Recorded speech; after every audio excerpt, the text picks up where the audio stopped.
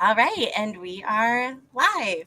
Exciting Yes. stuff. Also, I noticed that there's a little bit of a delay in terms of the live and the actual video that starts, maybe because we started like Hmm. in the middle of a sentence. So, Oh, yeah. Well, anyway, I'm honestly pretty sure that not very many people are going to watch these no. back.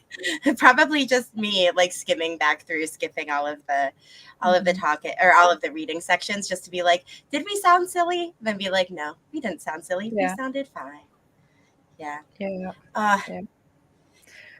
Oh, Alrighty. that's weird. Okay, that is So strange. I guess that's fine. I'm just learning. Sorry. yeah, no, it's weird on that side, isn't it? For Yes. anyone watching, I last time Clementine had all of the controls, and this time I have all of the controls. So Yeah. it definitely is like you're very limited in what you can do when you're in Clementine's position. Atlas is very needy right now. We went outside, but he's still deciding to be needy. Oh, you needy, bud. Thank So you. anyway, if anyone's watching, hi. Hello, We're here. hello. And Yes. we'll probably chat a little bit. I think we'll enter a little bit of sprint for people who want to read, and then after we'll do a little bit of tier ranking of January reads. Yeah, I think that's exactly the plan. I think we are we going to sprinkle the tier ranking kind of in between the sprints, or do you want to do it all at No, once? I think we want to do it probably because the whole idea was because as Angela reads a lot, we wanted to do this as a rapid fire. So I think the idea is to try to do it maybe in 20, 30 minutes, a minute at most for each of the books, right? Yeah. No, I won't talk for too long. Hmm. I promise. We And then should be. I read 9 books, and I mean, some of them are part of series, so I'm not going to talk too much about. So, yeah. Yeah, yeah, cool. Well, do we want to jump right into a sprint? Maybe, yeah, we can do that. Yeah. Okay, let's go for it. So, do you know what you're going to read tonight? So I have a few options. Obviously, I'm still in the middle of Hearthstone, which I haven't continued on. Okay, gotcha. I have fifth season, which I have like not a whole lot left, and we're actually maybe gonna get some answers. Well, either today or tomorrow because I'm finishing tomorrow. Mm. And after that, there's I started an audiobook on my way to work. Upgrade.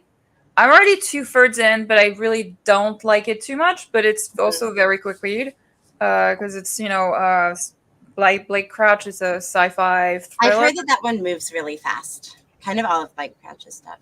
Yeah, I did like because I read also Recursion by him, but I preferred Recursion for sure. I think this one is a little bit too much of a propaganda in some parts about DNA sequencing and changing DNA. I think it Oh, was really written with when we started to talk about CRISPR and gene editing. gotcha. It is interesting the idea of to go into this near future where gene editing has had this like extra step that is Mhm. enabling people to really gene edit whatever they want really quickly, and where it became illegal and there's a police that tries to you know police this. But I think it goes too much into a propaganda that's very well seen very quickly that you shouldn't gene edit because you never know what terrible things would happen. And also on top of this, there's this added Mm. things in the near future that climate change and we've really like in a generation or two we would have the humanity would die by itself because of its advancement notion. Oh, So yeah, which sounds really like preachy a little bit. Like it's really on the nose what it wants you to show, which I usually appreciate the message when it's like really more you figure it out. But yeah, but it's a quick read and there's a lot of things happening. So what are yeah. you Sometimes gonna you just read? need something to keep you entertained. Yeah, I know. I sorry that was a little bit too much. Maybe. No, no, it was great. But I had no three idea what it was options. about. I feel like, So if sorry, anybody wants to decide, I have three huh? options. Nice. Oh goodness. Yeah, I think I'm. probably, so I'm in between books again. Oh. Mm-hmm. I feel like whenever we just like happen to have a live stream, I end up Yes. finishing a book and then being like, I don't know what I'm going to read. I don't know what I'm going to do. But The yeah, series so in I'm the middle of it, you can continue. That's usually what yeah. I go with. Well, actually, last time we were on a live stream, I read His Majesty's Dragon, Yes. and I might Get continue on with that the one. second Like one. I might Yeah. read the second one. I started it and I was interested in what was happening, but Mhm. I don't know. I guess I just didn't have like a reason to continue right away, Sure. and so yeah, Hmm. that's Hmm. probably what I'll do. How long do we want to sprint for this first time round? I don't know. You can decide. All right. Last time we started with 45 minutes, which I Yeah. thought was going to be a lot, but was actually like I think really good for a first sprint. Hmm. So how does that sound? Yeah. Sounds good. Okay. Awesome. Then I will nab the timer, which I already have up. I just need to change the time on it. That works. And the kitty will meow at us again when it is As when well. it is time. Oh, um, okay. Oh, it was present. It's like last time I figured out how to share my screen, and it's Mhm. exactly the same this time. I just forgot. All right, go. This one, share. Going to go ahead and hit start, and we are going to mute ourselves and get started. Happy reading. Happy reading.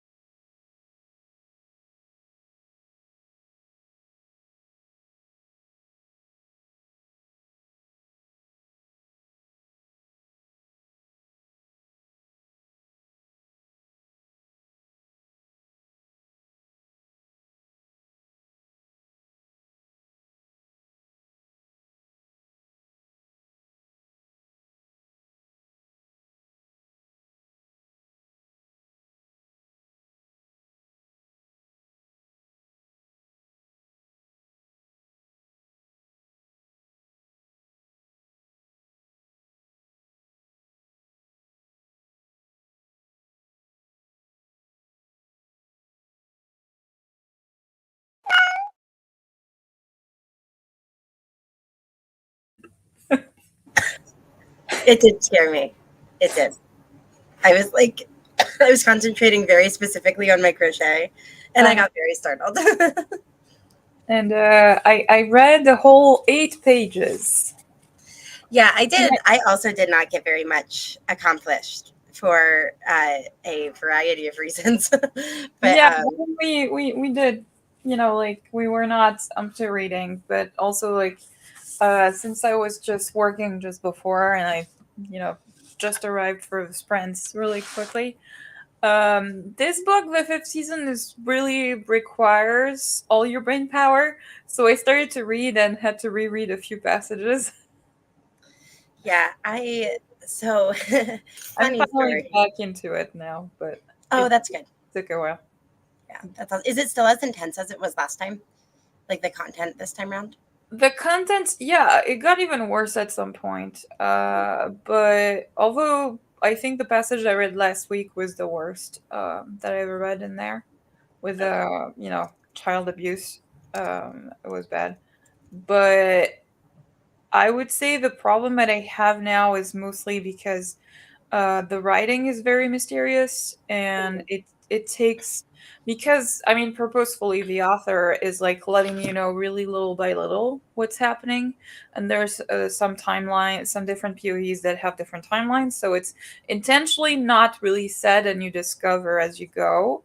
mm, But as we started to get answers, I'm not really happy with some of them. For now, it doesn't really all make sense, and I'm not sure it's going to with until the end there. So oh I no.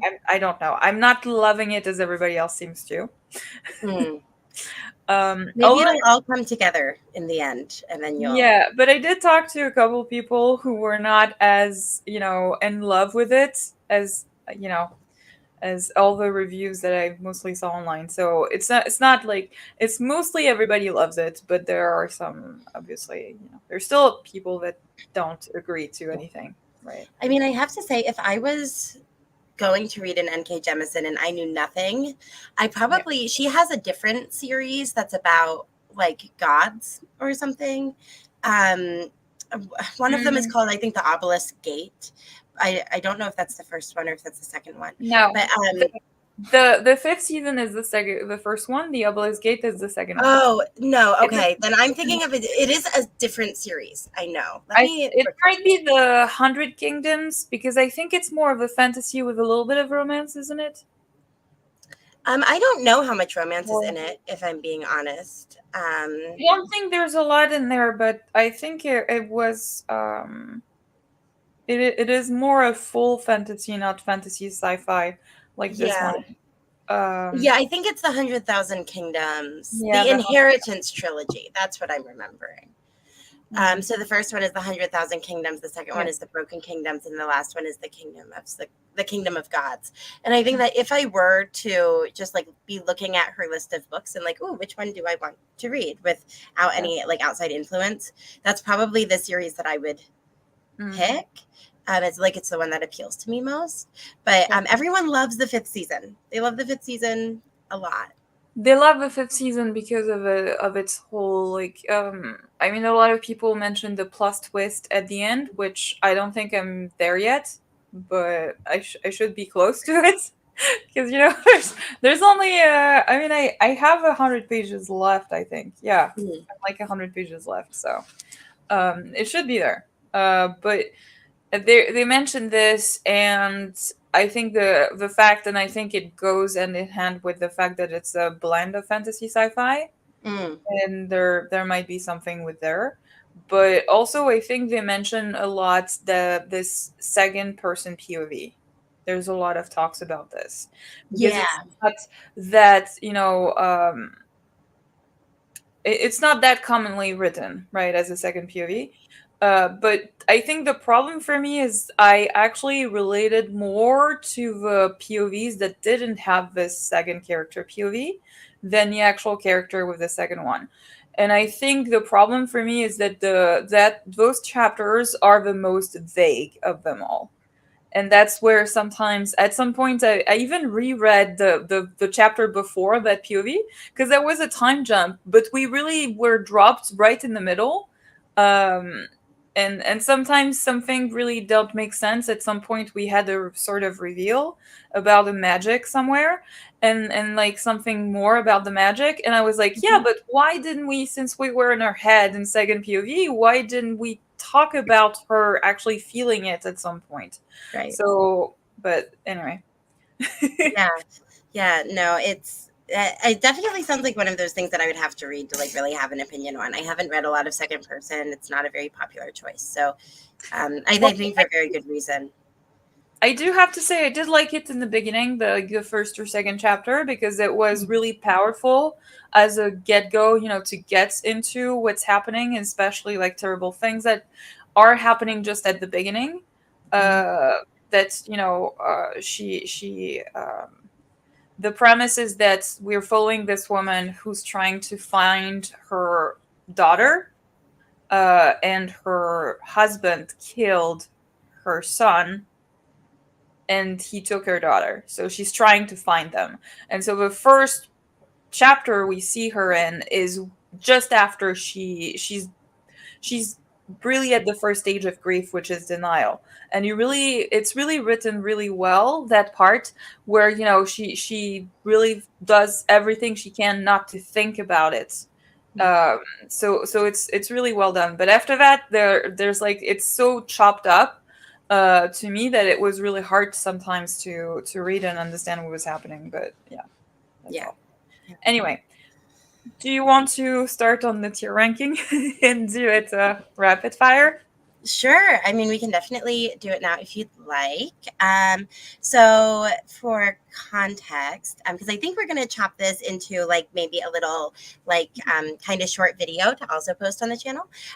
So, for context for people watching later, we are going to do a quick little rapid fire tier ranking of our January reads. And I have 30 of them, which is a lot. And Clementine has fewer that she wants to talk about. So, what I did, Clementine, was I actually made us two tier lists so Okay. that it was clear which ones were mine and which ones were yours, like at a glance.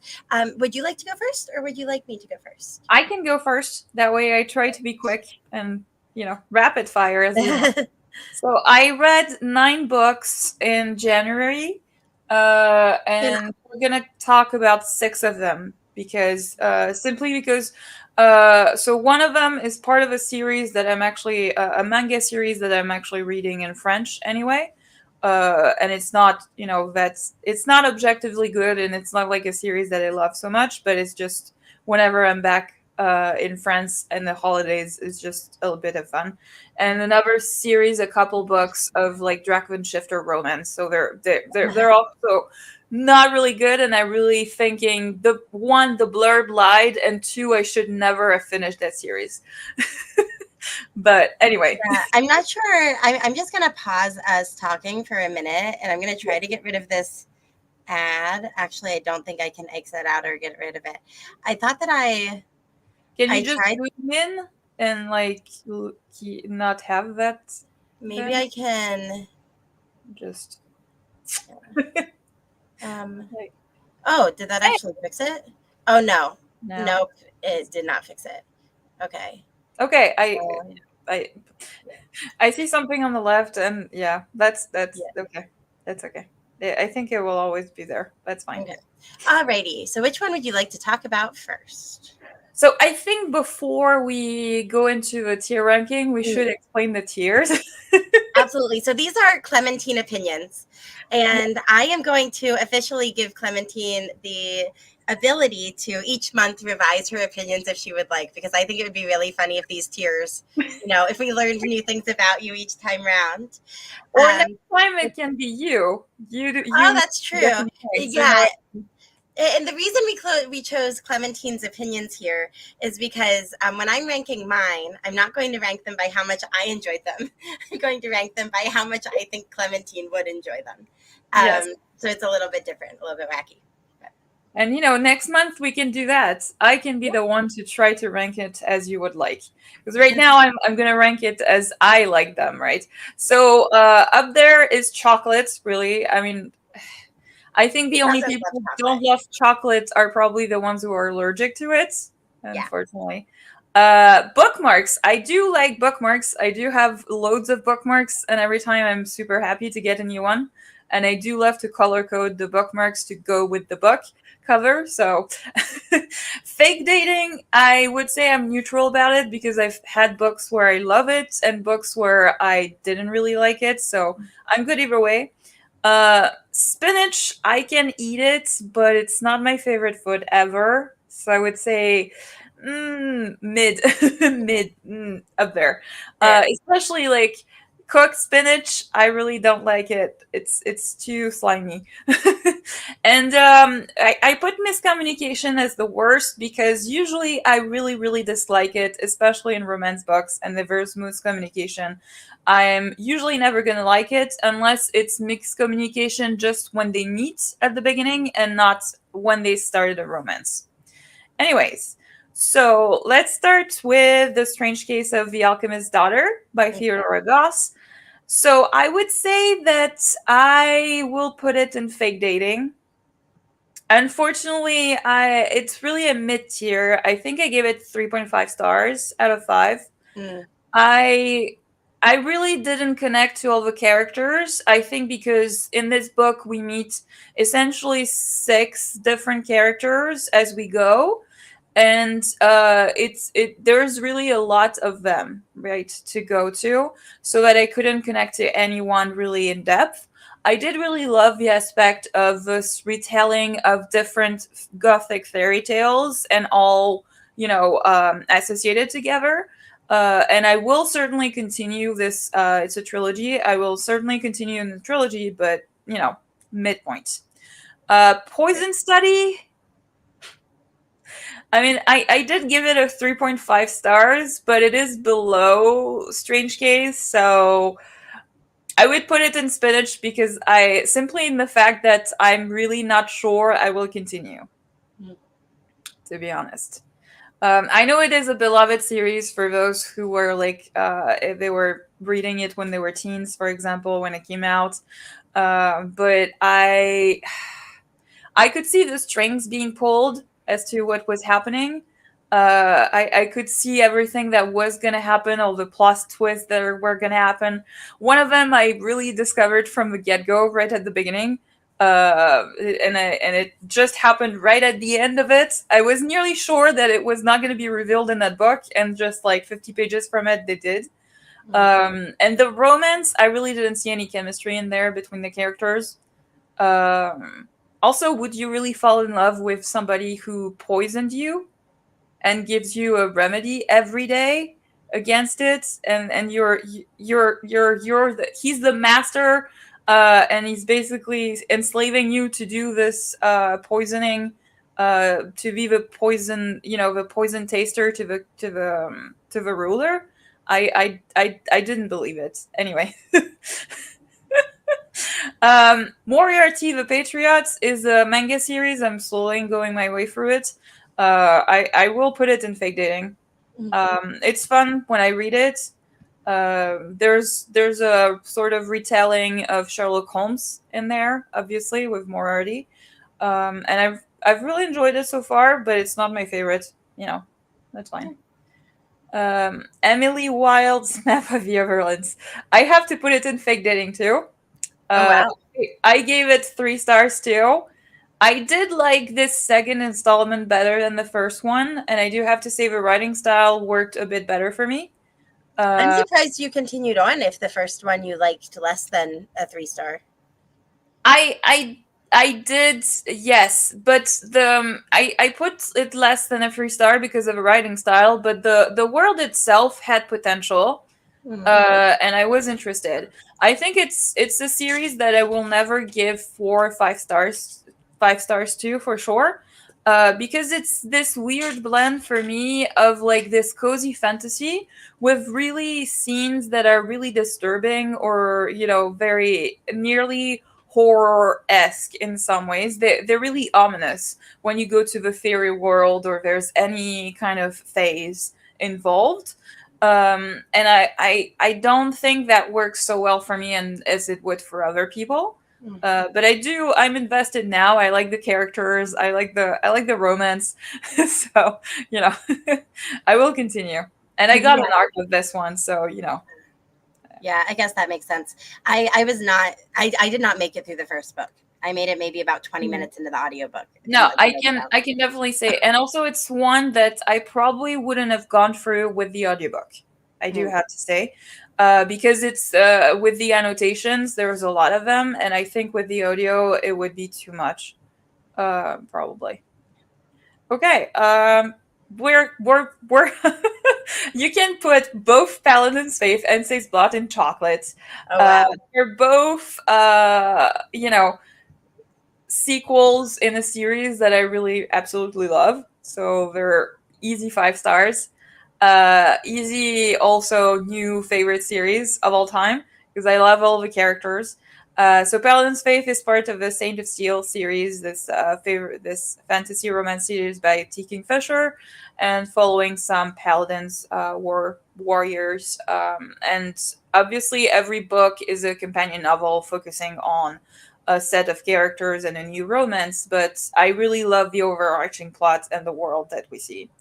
And Saint's Blood is part of a Great Coast series. Saint's Blood is the third one. Paladin's Faith was the fourth one. And the Paladin's Faith is the fourth and final one for now that is out. Saint's Blood is the third out of the four original books from the Great Coast series, and I just love the character so much for that one. Even if there's a lot, it's a dark fantasy. There's a lot of very dark scenes, trigger warnings for a lot of different things. But I just love the characters, and I really like De Castell's humor. Anyway, that's all for me. So this month was a lot of like mid, and then just a few tops, but like just mid tier. Yeah. Yeah, mine was a lot of mid-tier too, which is it's so sad to be like, Yeah. I don't know. It's just Also, like in my case, it was not even because sometimes you tell yourself, if it's really mid tier, should I have DNF'd them? Mhm. And in my case, it's not even that I would have DNF'd anyway, it's just everything's meh. So maybe it's me. Mm, yeah. Yeah. Anyway, All right. Do we want to do mine now or do we want to do another sprint and then do mine later? I don't know. You can decide. Maybe we talked a lot because we talked also about the books before. So Yeah. maybe we can do mine in the next one. Um, Yeah, that sounds like a good plan. How long do you want us to sprint for? I don't know. I mean, maybe 45 minutes again because maybe I can read a little bit more.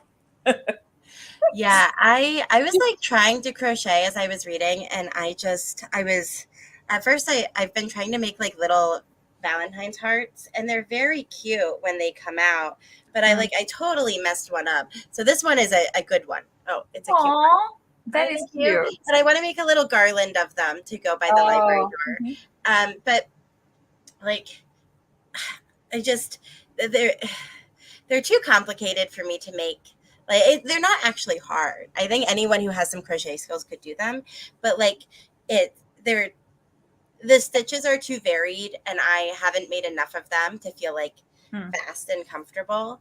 So I think I'm probably just gonna end up playing a game on my phone as I as I read my audiobook as I that's listen. fine. That's So fine. I have to make myself some dinner though, so I might just just remove the video at some point. But speaking no of worries. crochet, I finally finished my crochet blanket from last year. Congratulations! You just But need to weave in the ends. now I have all the ends to do. Just like I hate doing this so much. Yeah, I have not done a temperature blanket, but I think if I were to do a temperature blanket, what I would try to do, maybe not weave them in as I go, but maybe like once a month, try to stop and weave some in because I feel like, you know, maybe more than 100 ends at the end of the year is a lot to try to. No, I didn't. I did most of them. It's just like the Okay. last like 20 or so rows out of like Okay. 170, so it's fine. That's good. Yeah, that's not fair.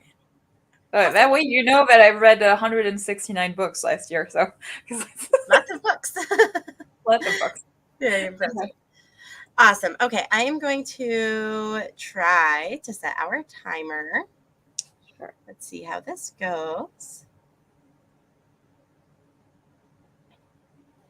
And we just need, there we go. All right, happy reading. Happy reading.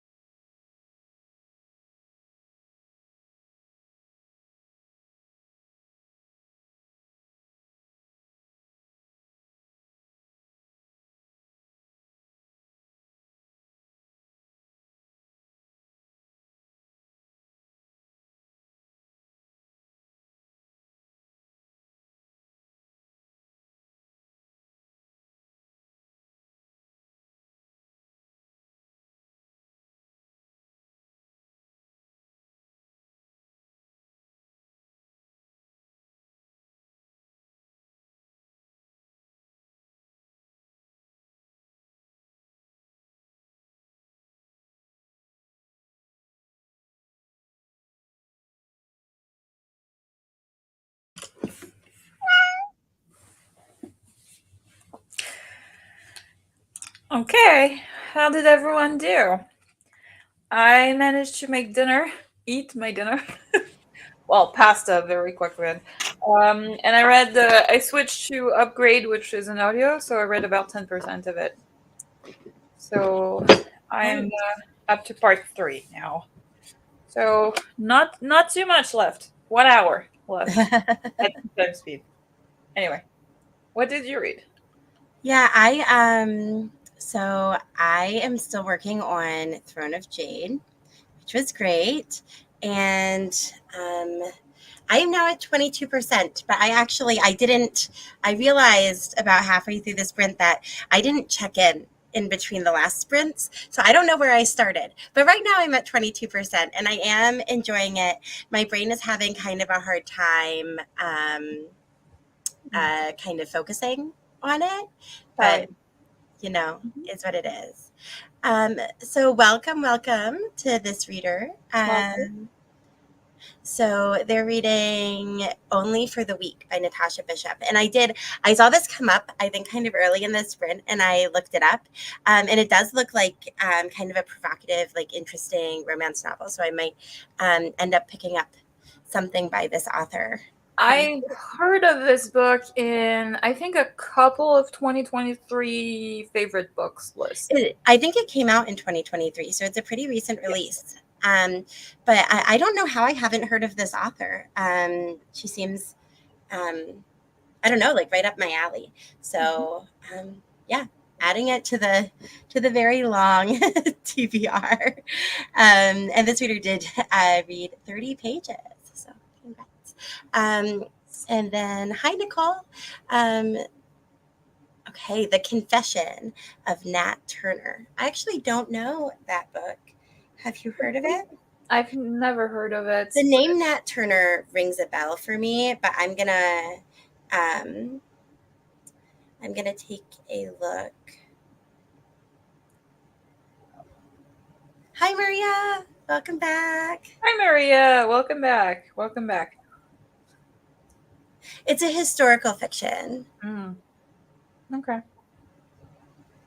Yeah, very cool. Yeah, I thought so. So I think that Nat Turner was like a revolutionary leader in the like Civil War era. Right. So this would be certainly an interesting read to kind of know the history Mhm. around. Yeah, so let us know how you're liking your books too, Yeah, whether let or us not know it's how you're liking it. a recommend or a do not recommend. My book is Throne of Jade and is focused on this relationship between a man and a dragon. Mhm. And right now they're embarking on a very long journey. So I'm excited to see how that goes. They're traveling together to China because the dragon was a gift. So the dragon, when he was in an egg, was a gift from China to Napoleon. Oh. And then now that he gosh, now that the first book is over, the conflict of the second book is that the Chinese want the dragon back. But he's very, of course, bonded to Lawrence, who's a British soldier. So, yeah, Mhm. he led one of the only large scale planned slave rebellions in the US. The book itself is interesting. Thank you so much for the background. Yeah, That's awesome. thank you. Yeah. As I'm French, I do appreciate all the background I can get about the US history because I probably know a lot less than most Americans. Yeah, Because I wish that my history education had been better, and it's something that I'm like trying to actively work on. But but I think, and I think if you have the same bias, obviously, and up to high school, is that most of the history I learned about was mostly French history, with obviously tied into it for us European history, but we very much didn't talk a lot about, except like a little bit about the Civil War, obviously, because it did like impact us, and even for let's say World War II, we focused a lot about the European side of things, and we did mention a Oh, few of the dates, you know, when the sorry, that was US. the Pomodoro timer deciding to meow at us again. Continue. Oh, I didn't hear it, so you're good. Oh, it didn't. Okay, that's good that it didn't go through I my at ears least I then. didn't hear it I because I I heard was it very clearly. It was like it was a loud meow. Yeah. Oh, goodness gracious. Um, well, why don't we do we want to rapid fire go through maybe like half of my books and then do a sprint and then go through the rest of them? maybe we can do that. We can even like put I can put myself a timer so we don't go Yes. over like let's say 15 minutes and we'll see, right? Yeah, great plan. Hopefully even a little bit less than that. So for those of you who have recently joined, welcome. We're so happy you're here. This is kind of doubling as reading sprints and our wrap up for January. So we talked about Clementine's books that she read in January earlier. Yeah, Maria, I talk a lot, so this is going to be a Yeah, challenge. and she Um, has an extra challenge for those who haven't joined before. Also, is that you can show the tier ranking, yeah, yeah. and we have the tiers that correspond to things that I loved to those that I didn't like. So that way you learn a little bit about me. And she does have to rank the books. Maybe not only she can talk a little bit about how much she liked it, but she does rank them in the order in the ranking that she thinks I would like, which is Yeah, a little so bit of So a Clementine, just as a quick rundown, Clementine loves chocolate, likes bookmarks, is fine with fake dating, doesn't love spinach, and hates miscommunication. So this is kind of the tier ranking I'm going to go through. And Clementine, there are a couple of like quick questions that I'm going to need to ask you okay. as we go through, because even That though is, we know each other pretty well, I don't know everything about your reading taste. So I'm going to need a little bit of context. I mean, we haven't known each other for that long. I mean, for context, we've known each other. We met each other like in summer last year. So Yeah, so it's been maybe a year and a half or so. Or, oh, wait, has it only been? yeah, I joined. Oh, I joined last summer less the than I even Author thought. Club. So yeah. Alrighty. Okay, so the first book I read, first book of the year, for extra context for me, I've been feeling very burnt out this month. So most of these are like fluffy, fun reads because I just needed to turn my brain off. So my first book was by Lucy Eden. It's called Blind Date with a Book Boyfriend, and it's about this girl who is in a new town that she's never been to before for a job interview, and she is like in a bookstore, like looking for a romance novel, and she bumps into this guy. She's immediately like, oh no, this guy is going to make fun of me for reading romance novels. But instead, he like knows all about the romance novels, and he's like recommending some to her. I thought this was good, but it kind of took me out of it a little bit because the romance novels that he was recommending or mentioning were all like real romance novels that actually exist, and I feel like that dates the book pretty significantly. I feel like perhaps you would think that this is rich people problems, Clementine. So I'm going to put it in the middle. They're both like Yes. computer programmers. He like owns this company. He's pretty Mhm. wealthy. And she can afford to take off work to go on this like week vacation to interview at another job. So, um, yeah, I would put it in fake dating for you. Good assessment. Yes, I would probably be okay reading it, but I would probably try to find something better. Yeah. But yeah, it was a good book. I would, generally recommend it. I like the writing. I'll probably read something else that she's written. Okay, The Witch Would Not. This is by Olivia Atwater, famous for Half a Soul, famous Mhm. for, or maybe not famous for, but we love her for Small Miracles. Mhm. The Witch Would Not, I thought, was pretty good, but not her at her best. It's like kind of a haunted house story. It's set in the same world as Half a Soul, so I would read the Half a Soul series before you read The Witch Would Not. Okay. I think Olivia Atwater is very talented at building atmosphere. Um, I did not connect with these characters quite as much as I have in her other ones, but Mhm. Clementine, I still think you would like it. Yeah, I mean, considering I loved Small Miracles and gave it 5 stars, it's the only one I read from her. I think Yeah. I would still like it. Yes. Cool. So, also, I feel like I'm doing a good job time wise, but yell at me if I'm not. So, the Butterfly Project is about these two young people. They're like, I guess, early to mid 20s. And they're both, I think it's in New York City. So, this just is unbelievable to me. It's just, if you know anything about book publishing, this one is going to really grind your gears. Because if you know anything about book publishing, you get an agent. Your agent pitches your book to editors. The whole premise of this story is that we've got this girl who has written a graphic novel, and she decides to give up her whole life and go to live in New York City because she has one pitch meeting with a publishing house where she's going to pitch her book to be published. And I'm not saying that this has never happened or will never happen. I'm just saying that it's not how book publishing usually works. um, Yeah. so the publishing side of this was a little bit unbelievable to me.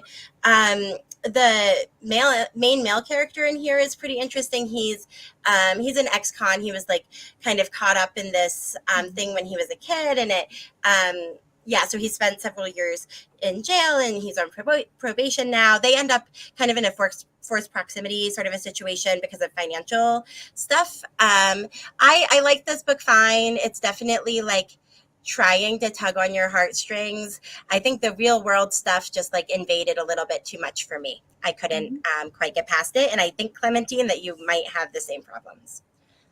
I would, just from what you said about it, I would nearly put it in the miscommunication. Oh, really? You think it would knock you all the way down there? I was I like in between Fake Dating and Spinach. I was like, Yeah, it was okay, but because for me, I would say that, when especially if I read a more like contemporary kind of romance, if there's any way that I can see, if I don't know about it, then it's fine and it's not Mhm. realistic.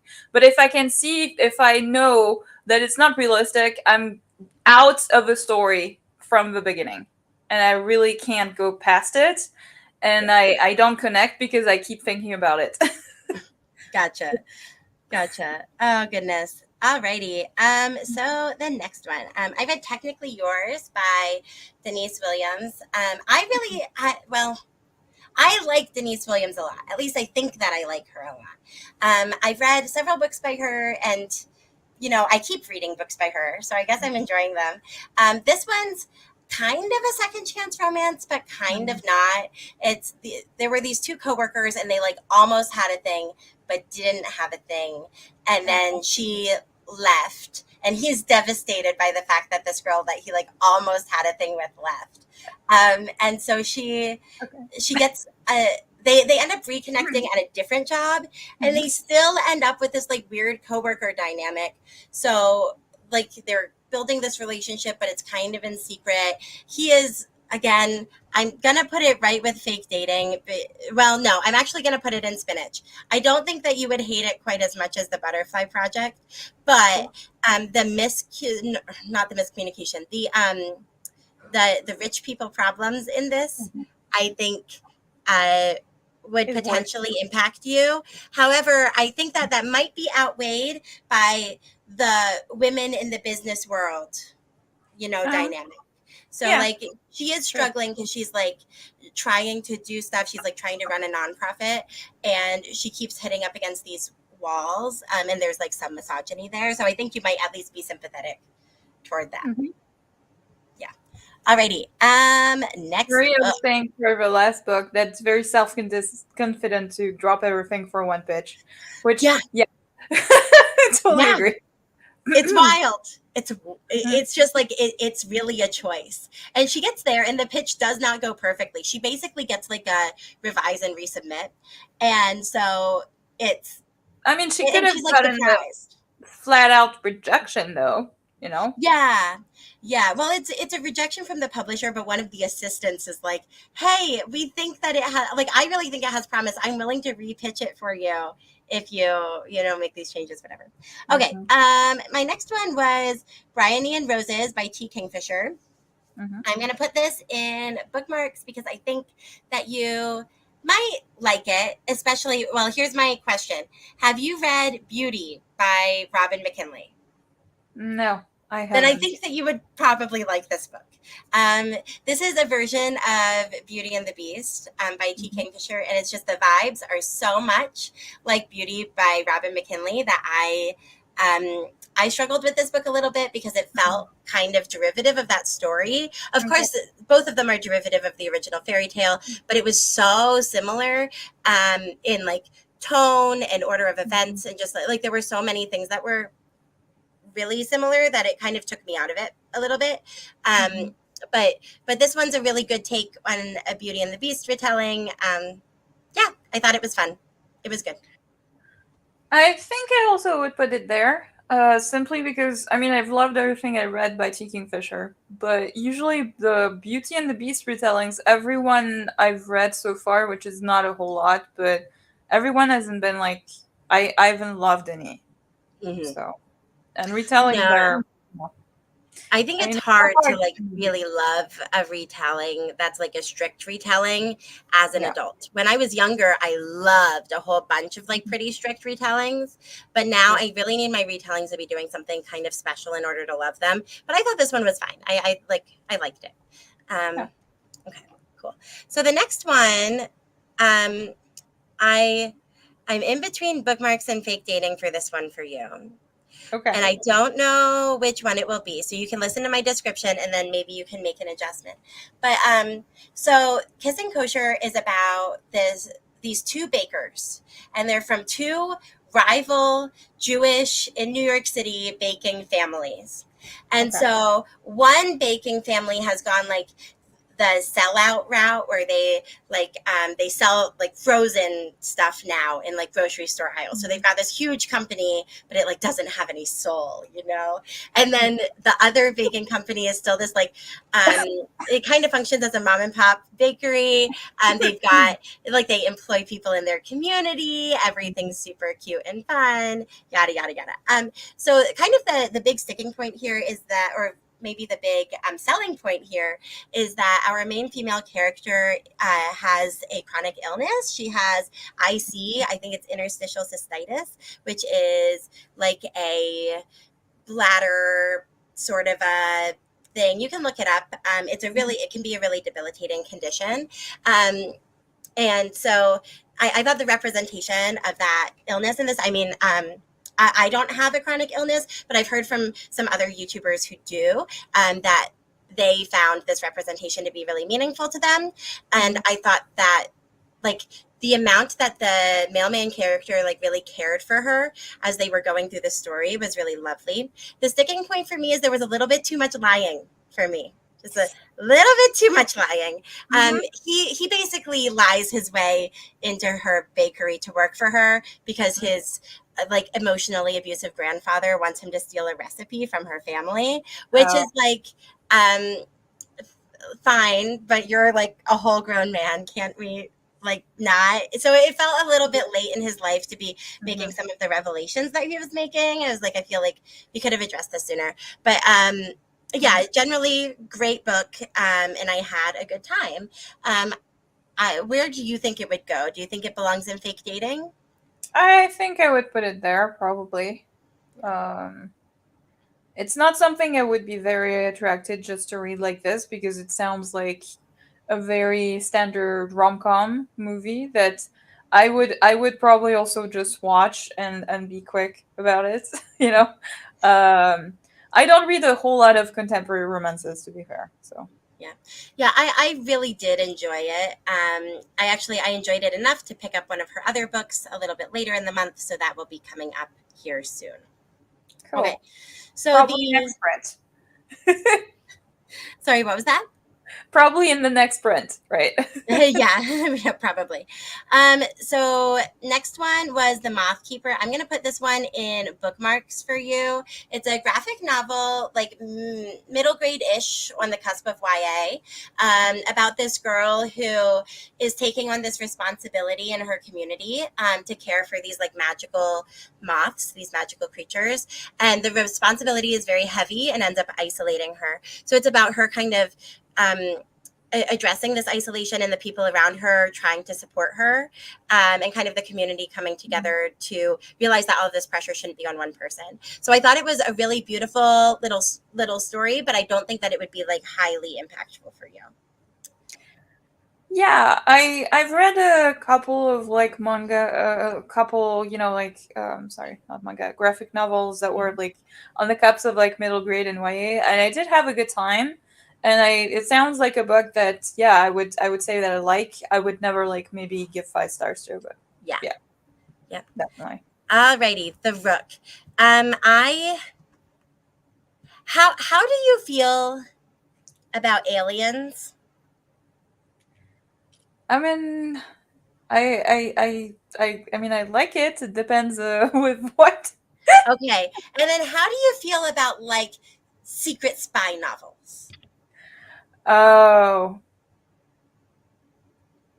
in terms of novel format, I haven't loved any of them, but I do like movies, spy movies. So it's just probably that I've never read a spy novel that I really loved completely. Okay. So this one is basically like, what if people with like really wacky superhero powers, not like normal superpowers, like wacky superhero powers, like weird ones, had a Sure. secret government organization? And what if one of those people in the secret government organization completely lost her memory, but she has so much power in the secret government organization, that other people will try to kill her for what they think that she knows if she tries to just like nope out and run away. So what she has to do is use notes that she has left herself to figure out what's going on in the secret government organization and figure out who took her memory and figure out what's going on. So Okay. I it's would. I instantly want to put it in my want to read pile. So it's a good sign. good. I'm glad. You know what? Just for the sake of balancing this chart out a little bit, Sure. I'm going to put this one up toward the top. And I think the next one, which was the sequel to that book, Stiletto, belongs slightly lower. This follows. I agree, Maria. The Brook sounds very intriguing with the way you said it. So yes.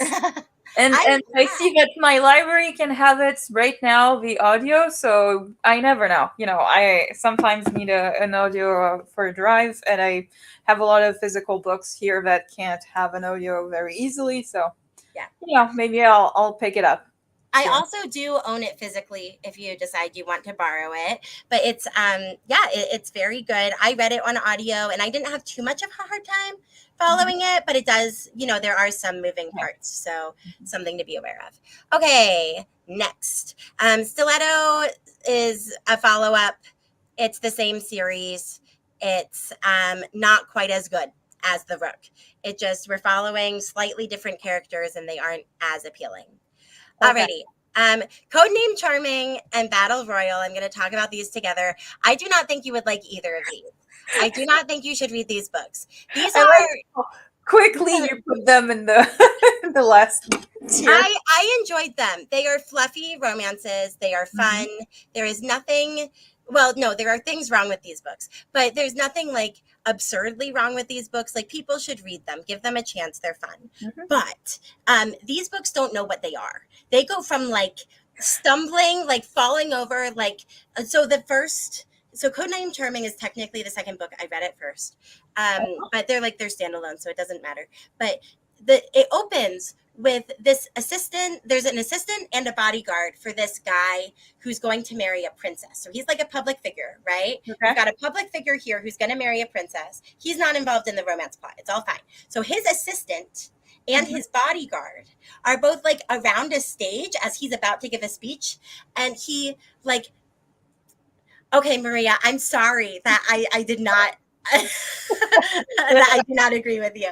But he's about to give a speech and she falls on top of so the about to be prince forgets his notes. So the assistant is like, "Oh no, I have his notes." So she takes his notes to him and falls on top of the bodyguard's head. The prince, the to be prince, like accidentally pushes her or something, and Yeah. she falls. And there's like probably like I swear it felt like it went on forever of her just like on top of his head being like, this is so embarrassing, like I don't know how to get myself down. Just over and over again. But I my biggest problem with these books are they go from that to like some really serious sorts of conversations, Oh. and it Mhm. felt to me like the books didn't know what they wanted to be, like they Mhm. just kind of went, kind of back and forth. I think that Maria is right. I'm going to highlight this comment. Mhm. Premise is a bit unbelievable, but the romance is so sweet and genuine. This is true. The romance was sweet. I will say her name is Petunia, and everyone calls her Pet. And Oh, no.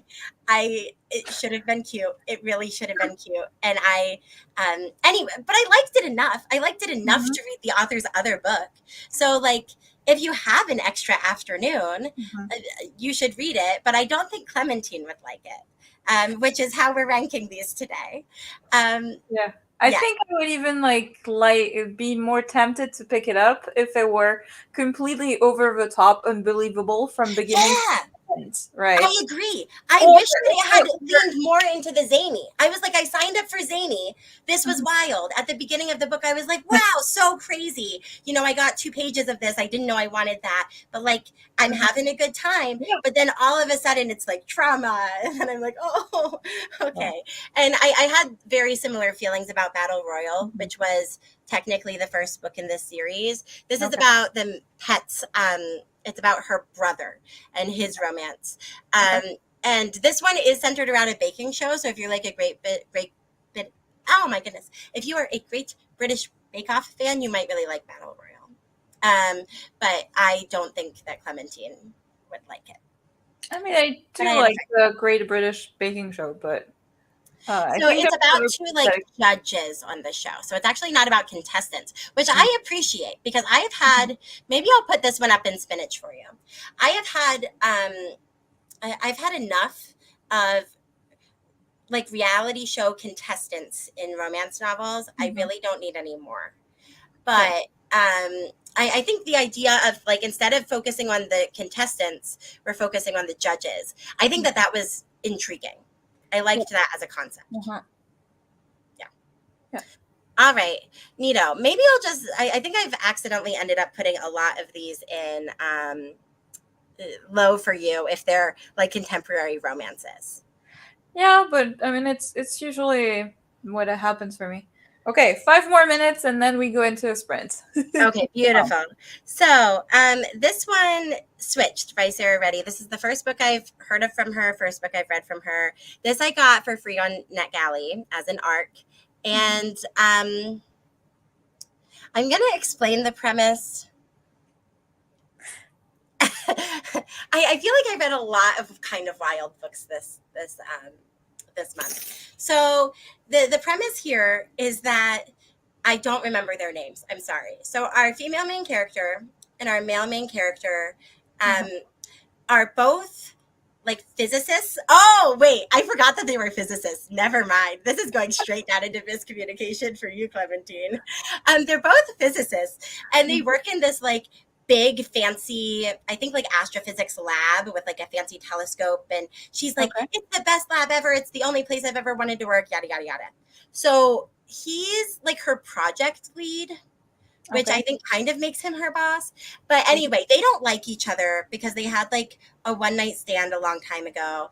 And Okay. now oh, and he like fell in love with her at first sight and she did not feel that. Like she was like, no, my career. I'm working at this fancy lab. So then she also like fell in love with him, but decides not to be with him and runs away. So he like doesn't like her.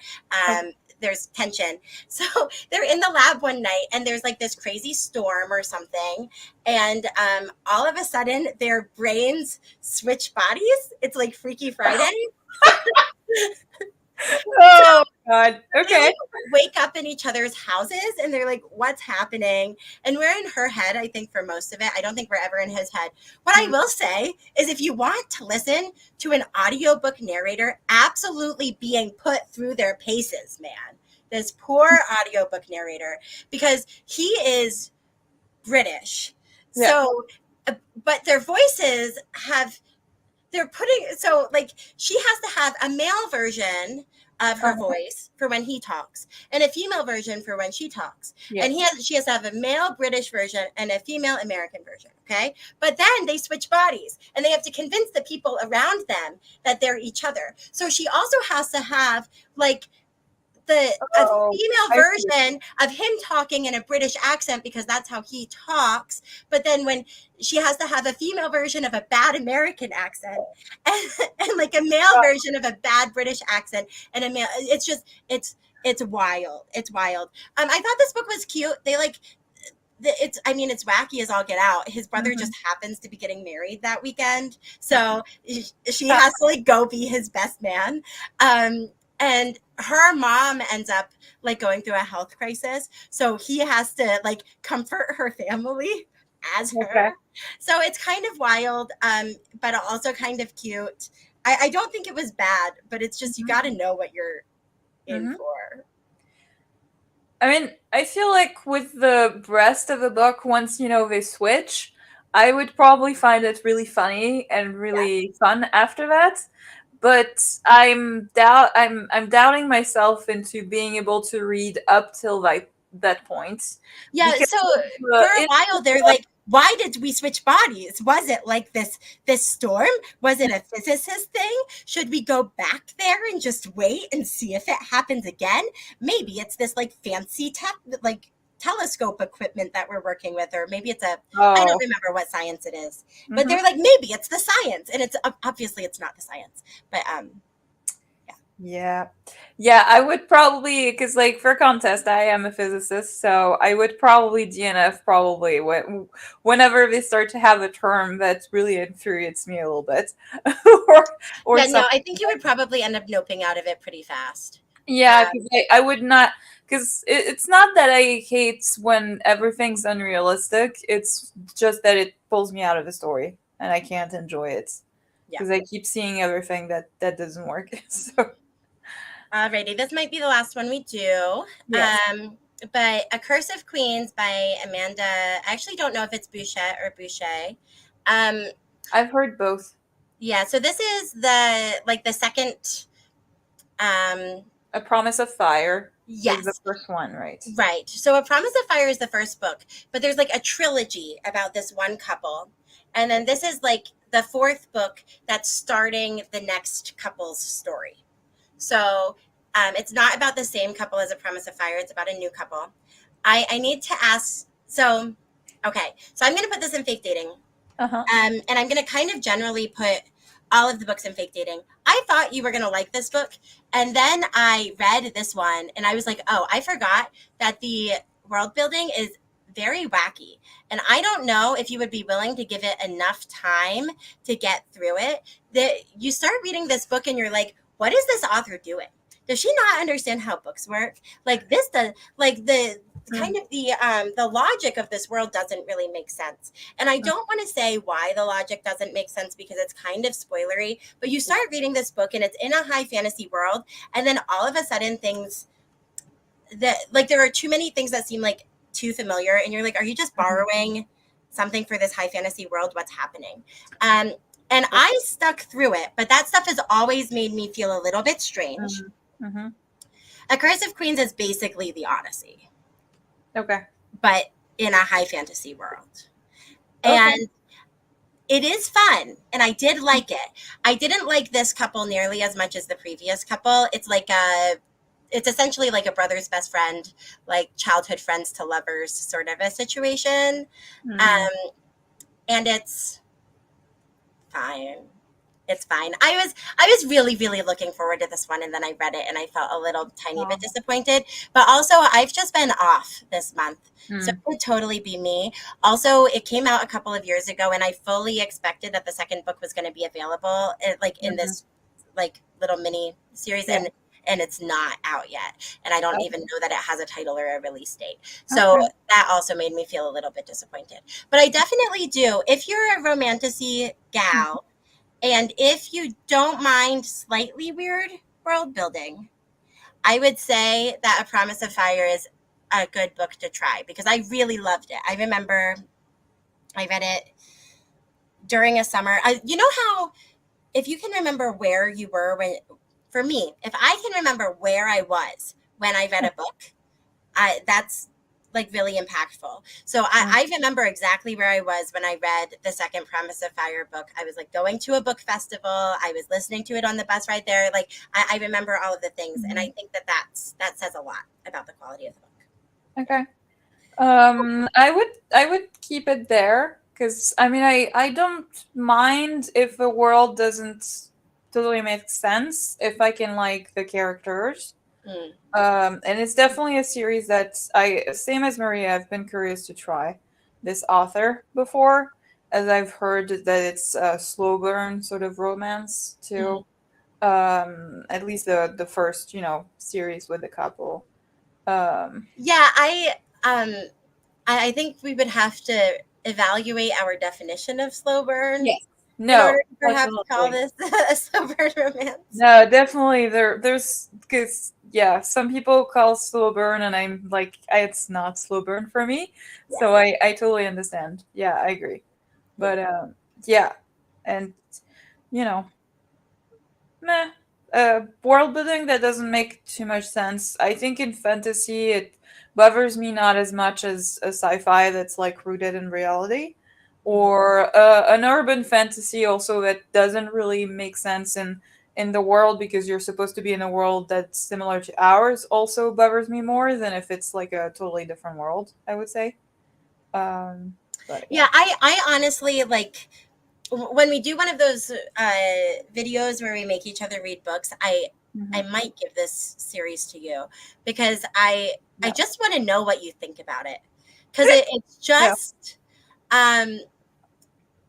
just I don't know what your opinion would be, and I literally can't tell you it or it'll ruin it. So yeah, yep, Yeah. That's fine. I'm game to try. cool, Anyway, I think we're gonna stop there yes. and pause on this tier ranking and do the rest after the next sprint.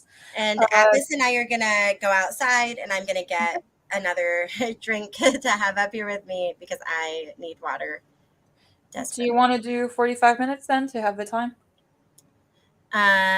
Sure. 45 minutes is fine with me.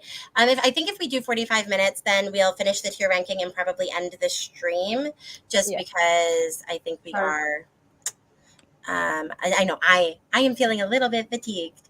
So I'm gonna Oh. try to find Runner or Kitty.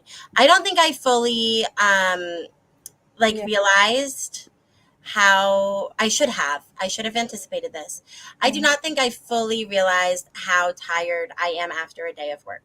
Mm. That Yeah. should have been obvious, but I'm just more tired today than I was last time. All right, I'm gonna go ahead and let this get started, and I will see you guys in 45 minutes.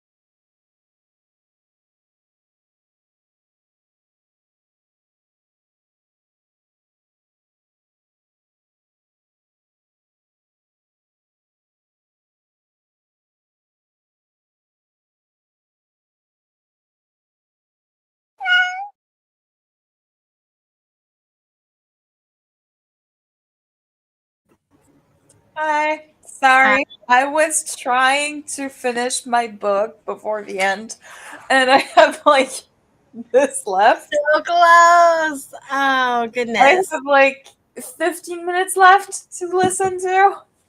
I even tried to crank it up to like 2.15 or something like this. Um, which is fine with this one because it's not there's not like I mean they are like DNA terms and but it's not too. Also, I think the narrator might go maybe, although it's an American voice, so it's easier for me to Nice. listen to.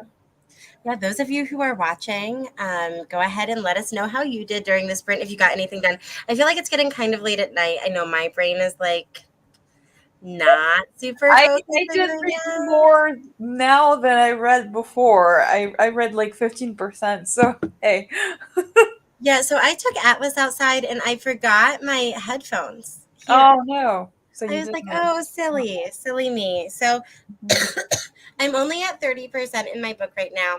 And I really feel as though all of the new characters who I'm reading about, I have not like totally internalized them. Oh.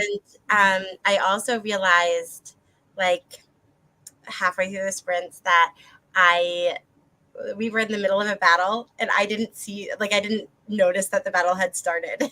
So we were in the middle of it. I was Oh. like, oh no, my reading comprehension is not good right now. I am not absorbing.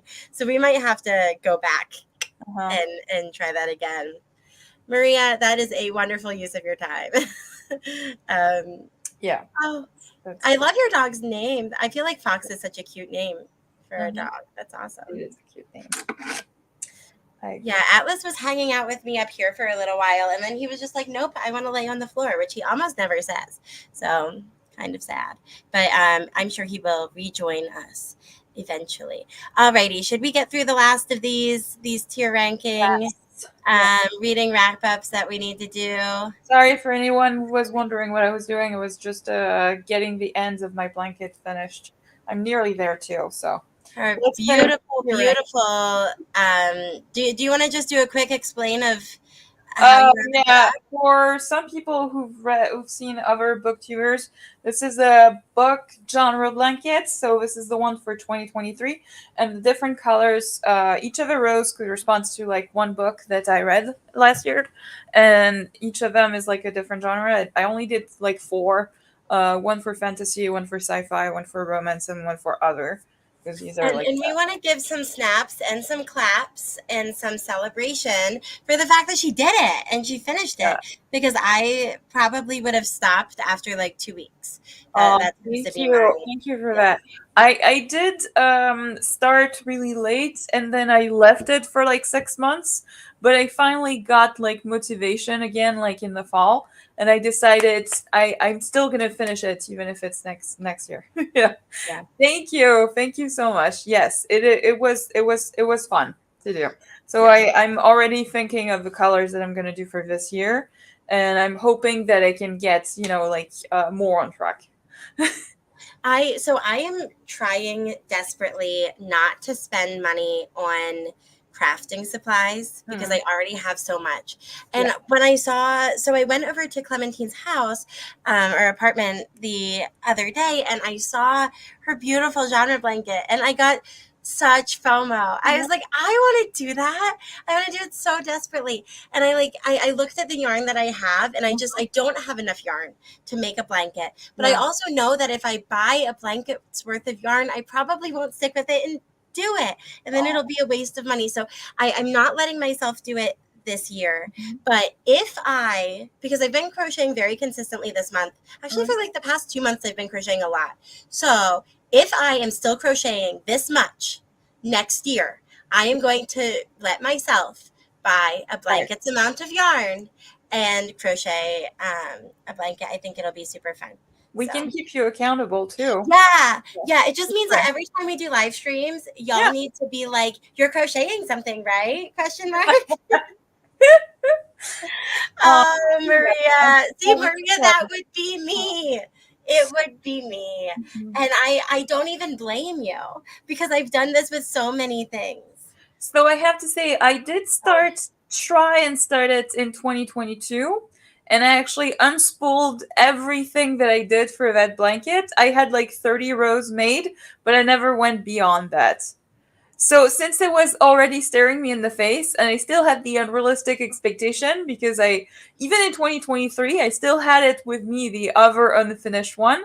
So I was like, I'm not gonna do this again. So I finished that one and I unspooled the other one, and I'm gonna reuse the colors because I really like the colors I had for 2022 and try it 2024. So I've considered doing some like temperature projects or like genre projects or author projects, that sort of thing. Um, like, but with smaller size projects, so like maybe doing it for a month and making a pillowcase, or doing it oh for a month and making a scarf, or something like that. I think that that would be maybe a little bit more of a bite-sized, like manageable thing to do. yeah, Maria, I promise you that you are capable, and with yeah. the amount of like video tutorials and stuff, you're gonna do fabulously. I have so much faith in you. If you I would. dedicate yourself, you're gonna be just fine. We are I'm an elementary school librarian, which I know, Maria, you know, but other people might not know. So we are actually starting a crochet club with the kids, and we ordered the hooks. They are on their way. We all have so much extra yarn. Like Uh-huh. there are so many teachers who are crocheters that we have so much extra yarn that like the yarn isn't a problem. Mhm. But we ordered the hooks, and we're going to start teaching our fourth and fifth graders how to crochet. And the kids are so excited. And all of the teachers I talk to are like, oh yeah, we can teach them. They can do Uh-huh. it. And I Yeah. am confident that if my silly, lovely, amazing, wonderful fourth and fifth graders can learn how to crochet, I am very confident, Maria, that you can also learn how to crochet. Yeah. Yeah. I started about like 8 years ago to crochet. I would say 8-10 years ago, Mhm. and I would say that's the first project I really made, and I would recommend something like that. I tried to make a scarf. And I think a scarf is perfect, especially if you just make the rows like this, because that way your row is like really not large, and you can really see. Because the I think the hardest part for crochet is just keeping the tension always the same and having something kind of straight. So if you do something like this, it's really quick to see if you're doing well and how you do it. And the nice thing with the crochet, same as knitting, is that you can remove it and just try again, right? Yeah, So it's it's also super easy. It's easier to remove crochet than it is to remove knitting. yeah. So snaps to that. And then when you're doing a scarf and it's only like this wide or whatever, it's also really easy to count your stitches, and make sure that you're not losing stitches, so you haven't missed any, or like Mhm. stopped your row early and you haven't added any. And when you're first starting to crochet, at least for me, keeping my rows consistent was the hardest thing. So Clementine, I think you just gave some really great advice. But also, if you want to jump in and do a blanket, like, go Yeah. you. I support you Oh all the yeah, way. definitely. Alrighty. Wonderful, wonderful. I'm gonna do So that, and then I'm sorry, you guys can see the thing, but I am not on the tab, so I can't. I need to find my tab. I have too many tabs. That's the wrong tab. Okay, I've now found the tab. Exciting. if some people are joining us, we started to do a rapid fire January wrap up for Angela, and we're gonna finish it now. Yep. So I've got this many more books to talk about, and I'm getting tired. So I promise that I will be doing probably a more entertaining job, but a worse job of describing these books. And I will try to keep it Love short it. and sweet. I put these books in order of when I read them. I'm going to group Cruel Seduction and Midnight Ruin together to talk about them. If anyone doesn't know what these books are, they're like very late in the Neon Gods series. I'm going to put these in the spinach row because I am categorizing these books by how much I think that Clementine would like them.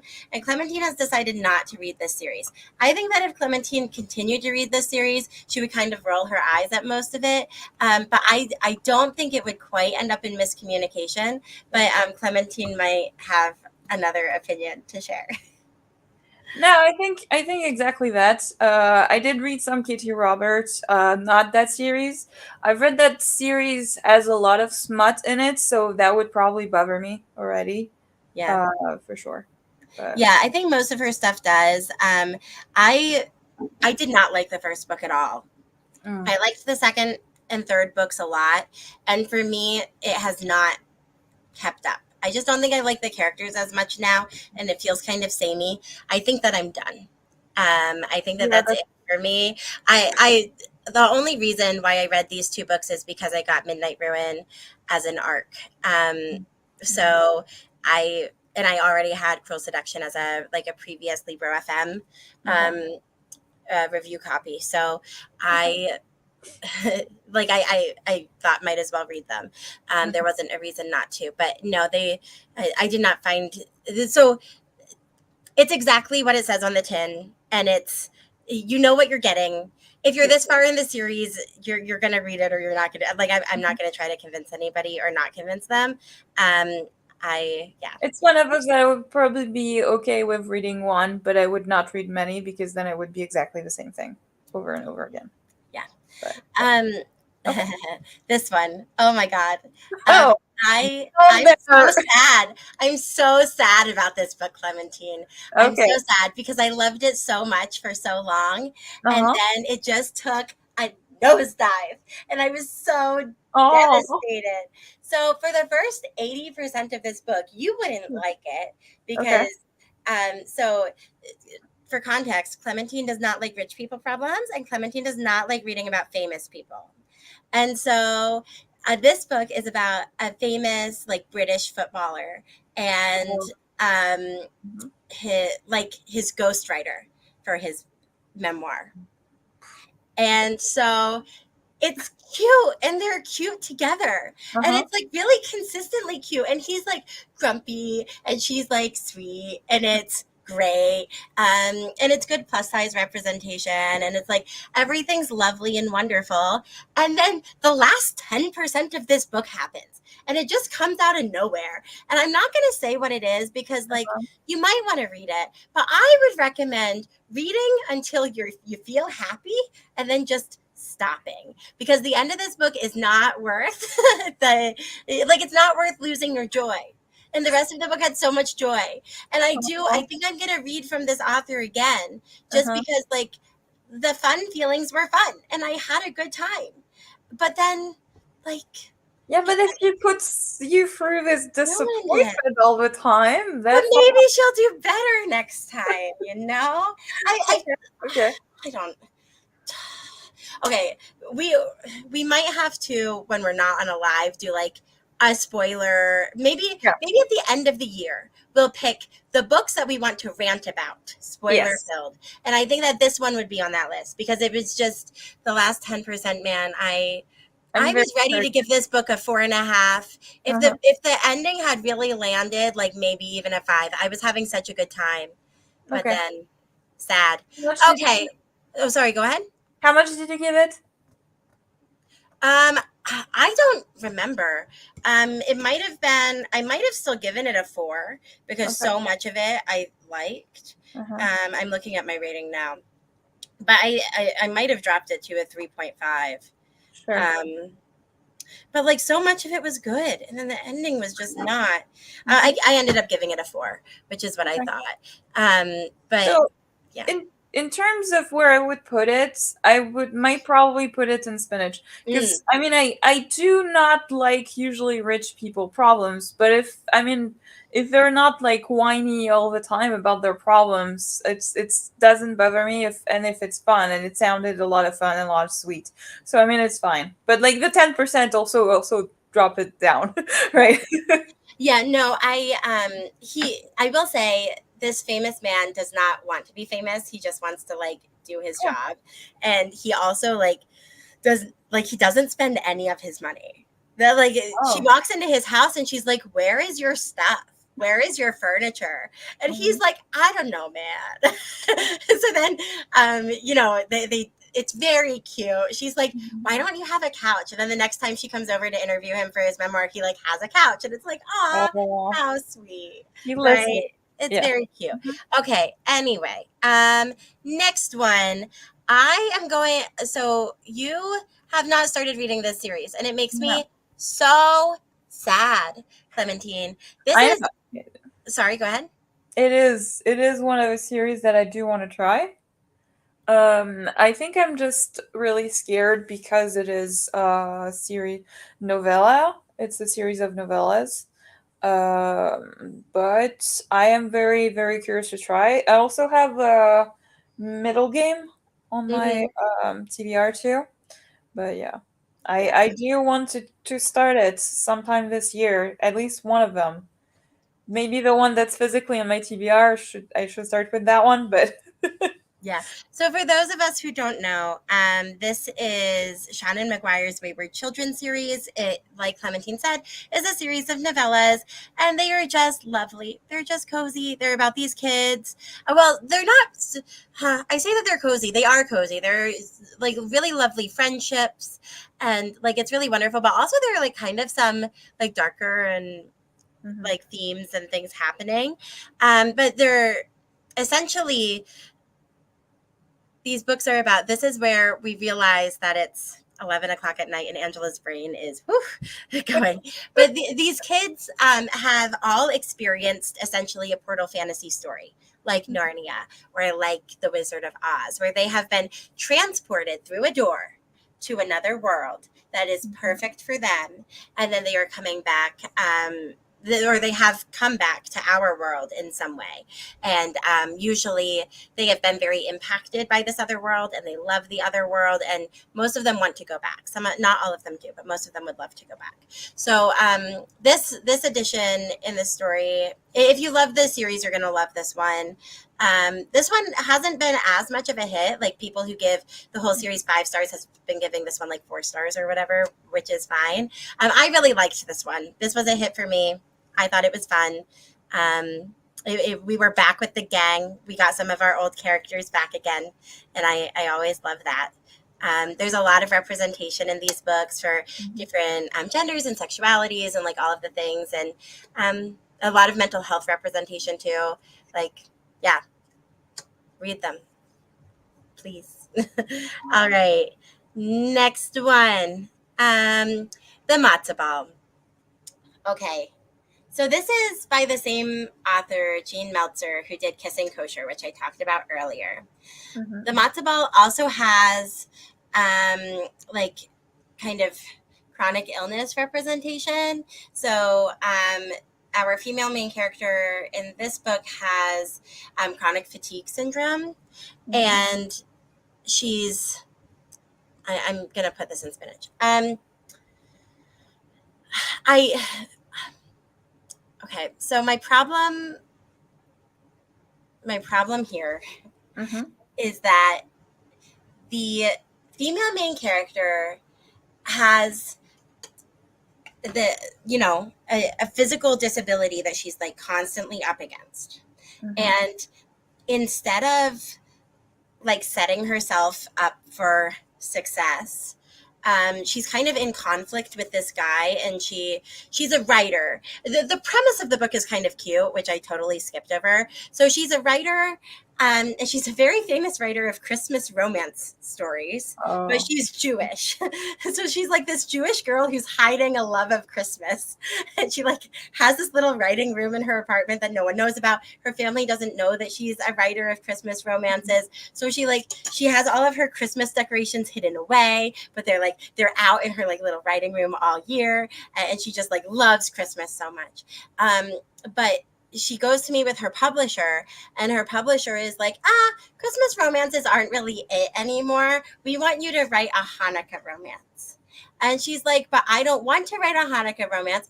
Hanukkah romance is not like, it's not magical. Hanukkah isn't magical the way that Christmas is. And I mean, I don't know about that as an opinion, but she over time does end up writing her romance or whatever, and she finds it's great. But um, she figures herself out. Yeah. But I don't know. I felt a little bit skeeved out by this like, oh well, you're Jewish, you can just write a Hanukkah romance, right? I don't know. That kind of Mhm. like made me feel some sort of a way. And I think it also made the character feel some sort of a way, but she still ended up going along with it, which is fine. Like, I mean, this is a Hanukkah Yeah. romance, so I'm all for like reading a Hanukkah romance. I don't have a problem with that. But like, I don't know. I felt like the people in her professional life just were not listening to her when she was I mean, talking. And Yes. maybe it could have also been, I mean, because it seemed like a great starter, of like, oh, you're part of this minority group, so Mhm. you can talk about this minority Yeah. group and talk about whatever all encompassing experiences. And it I could don't have been know, like but maybe more discussion. it gave vibes of, and this happened at my high school and it's happened at workplaces too, of Mhm. like someone's like, we should have a diversity team. Let's pull all of the black people and all of the gay people into a room and talk to them about diversity and what they need. And like Mhm. that's not a cool thing to do. And that's the same sort of energy that I was getting from this meeting with her publisher. Mhm. And it Mhm. didn't really feel like the book ever ended up addressing it in the Yeah. end. Like I felt like it was a little bit out of line. But also I'm not Jewish, so I don't really have Yeah. I don't know. I would maybe have to listen to some other voices on that. But my real problem with this book actually was not what I'm talking about right now, which I've spent a lot of time talking about because I'm exhausted. The real problem I have with this book is that the main male character is mean to her unnecessarily Oh. for a while. And he's doing it under the guise of this is like a they like dated when they were in middle school and they used to like play pranks on each other or whatever, and then he's like trying to do that again, but it's so overboard that it's uncomfortable, and he's like making her miserable, and she's miserable, and she has chronic fatigue syndrome, so she's also exhausted, Yeah. and she's essentially like working to help him out so that she can attend this big Hanukkah event that he's throwing so that she can get inspiration for her book. So she's under the impression that like her career, she's convinced herself that her entire career is riding her on her attending this one specific event, and she has convinced herself that like she let or he has convinced her that the only way she can attend this event is if she like helps him, like volunteers with his organization for like a week. And so she hasn't told him she's sick, so Mhm. he's like playing pranks on her, and she's like putting herself through it's a mess, and it's like they don't talk to, like he's thinking, oh, we're having fun and pranking, and she's thinking he's serious and like going through this illness. It's a lot. Yeah, Mary, Maria, I I agree. agree. This one I doesn't sound. agree. I would nearly put it in the. I would put it in the Bottom. communication in the bottom, just Yeah. for the mean bully thing, plus the second chance romance that usually doesn't work And we super must well. also remember that he doesn't know that she's a famous romance author. So there's Mhm. also this like lying aspect that is happening that is not my favorite thing to have happen in Mm-mm. books. Mhm. So Okay. I don't Nope. know. We can move on now. Yep. Let's do We something need happy. another even lower tier. Yes, we might. Yeah, perhaps you're right, Maria. Perhaps you're right. I think that I'm only telling you the bad things. There were some genuinely sweet moments. Sure. Like when once he finds out like what's actually going on, he's really really kind to her, and like he really like he tries to make up for it. There is some significant groveling happening here, but I don't know. There's also like he's presented as very rich, and his organization is presented as very rich, but also they have quote everything Mhm. riding on this one event, and they have a bunch of volunteers helping with the event, which was confusing to me. Like pay these people, they they're helping Okay. whatever. Okay, moving on. Yeah. Hearthstone. I am gonna guess that you are either gonna really like or like Hearthstone. I'm gonna put it up in chocolate only because I really want you to really like it because we're making you read it. And so I really hope that we're making you read something that you really like. And Hearthstone is Pride and Prejudice with dragons, and you like Pride and Prejudice. So Mhm. I'm hopeful that it will be a hit for you. But if I'm being entirely honest, I think it actually belongs in bookmarks instead of chocolate. So just peel away for that. Just we promise I'm working on it. I'm actually reading it currently, No and as stress. soon as I Take your time. finish it, we'll do a review and we'll talk about our thoughts and make a video about it. Yeah, but Clementine's not going to tell me what she actually thinks, and I'm not going to tell Clementine what I think until we film that. Alrighty. Next thing. Okay, so these two also go together. So there's this. She's not really a booktuber. I would call her more of an author tuber, but really she does like a lot of fantasy romance, like funny skits and things. It's not just fantasy romance; it's just like romance in general skits. They're really fun. They're mainly on YouTube Shorts, is where I've seen them, and they're very entertaining. Her name's Elizabeth Wheatley, and she wrote a book. And I was not going to read this book. I was like, I don't read books by like I don't need some like self published like she's the marketing, whatever. Like I don't need it. And I read a bunch of self published books. We're about to get to some fan fiction I read later in the month. So like I read everything. But I was like, I'm not going to read this book. And then my library picked up the first book on audio, and I was Oh, like, dang, like someone else has requested this book and now it's sitting in front of me and I have the opportunity and now I'm going to read this book.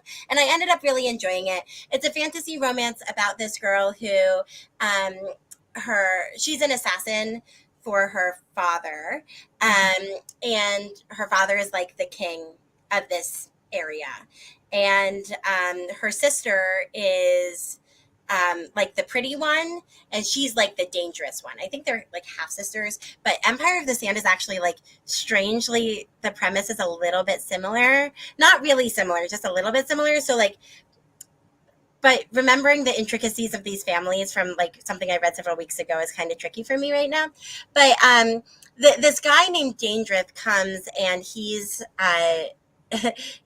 going to marry her sister, but her father doesn't want this to happen. So her father sends her to go kill him, but she's unable to kill him because of like magical reasons having to do with him. Um, and because of magical reasons having to do with him, he is very intrigued by her. So then she doesn't kill him, but he decides he's going to marry her instead of her sister. And so it's like a true enemies to lovers, like I like try to assassinate you enemies to lovers sort of a situation. I was very entertained by this. They go from not from like trying to kill each other to trusting each other very quickly, like too quickly for me. um but the like it was fun. It was just a fun romp. So I'm gonna put it in bookmarks for you. And then the Archduke, I think, belongs in fake dating, which would be like mid tier for you, because I think it's a little bit repetitive. The premise of this one, it was written as like a 1.5 kind of version of Dangerous Assassin.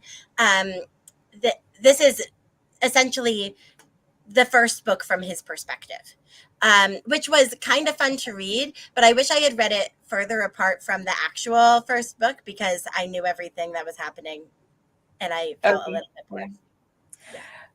Yeah, this book from the other's perspective usually yeah, it Yeah, doesn't add. it's very skippable, to be honest. Like you wouldn't have to read it. And I listened to it on audio on Everand, and it was like 2 hours. Like it wasn't long. So it's very like it's easy to get through.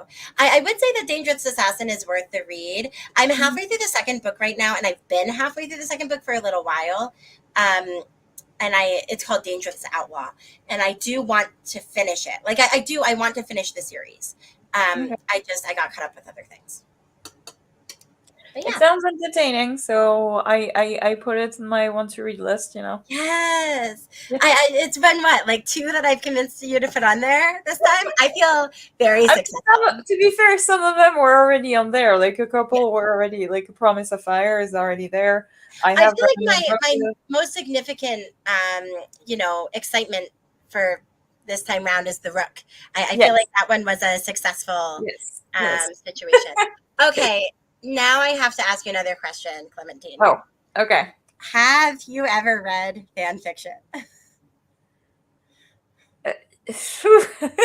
It's been so long. I was back in university. It's been really a long time. I I Okay. have a hard time with the writing and the over the top. Yeah, it's not too much of my thing, I would Okay, say. totally fair. I'm going to rank these as if they were just regular romance novels Yeah, for you. The no. reason that I do not read a lot of fan fiction because I primarily read audiobooks, and not very many like in process fan fictions are um, like on audio, right? Usually they only become audiobooks if they're super popular, like, and they're already finished.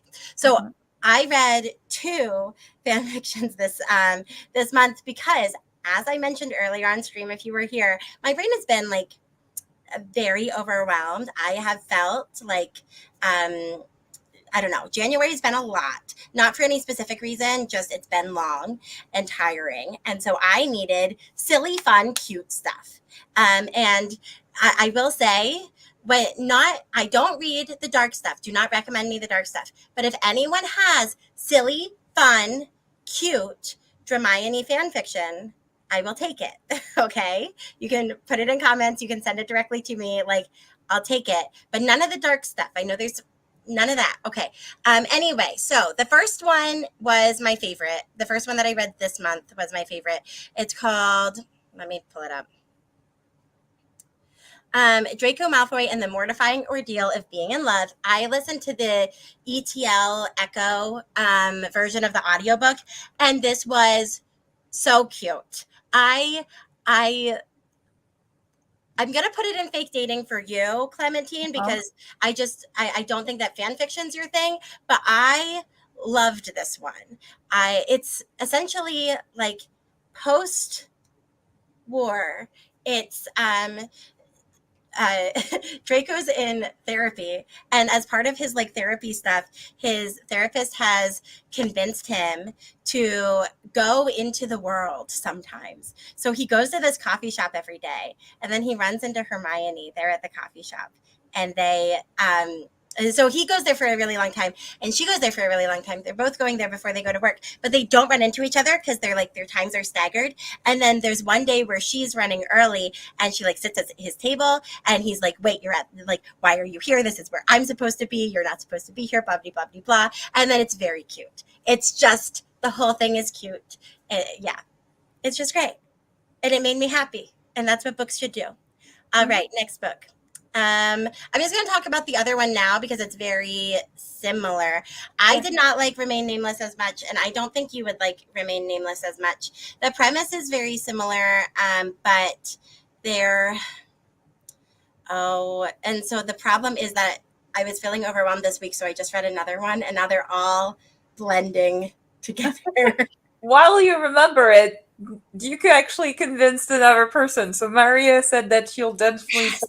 the one. Woo! So, okay. Yay. Yeah, so the audiobook version I listened to was on Spotify. And it was fun. But Remain Nameless is I think that they're looking for magical objects, maybe. I think Hermione's on like a quest. Okay. She's trying to oh, right. Hermione's a scientist and she's figuring things out.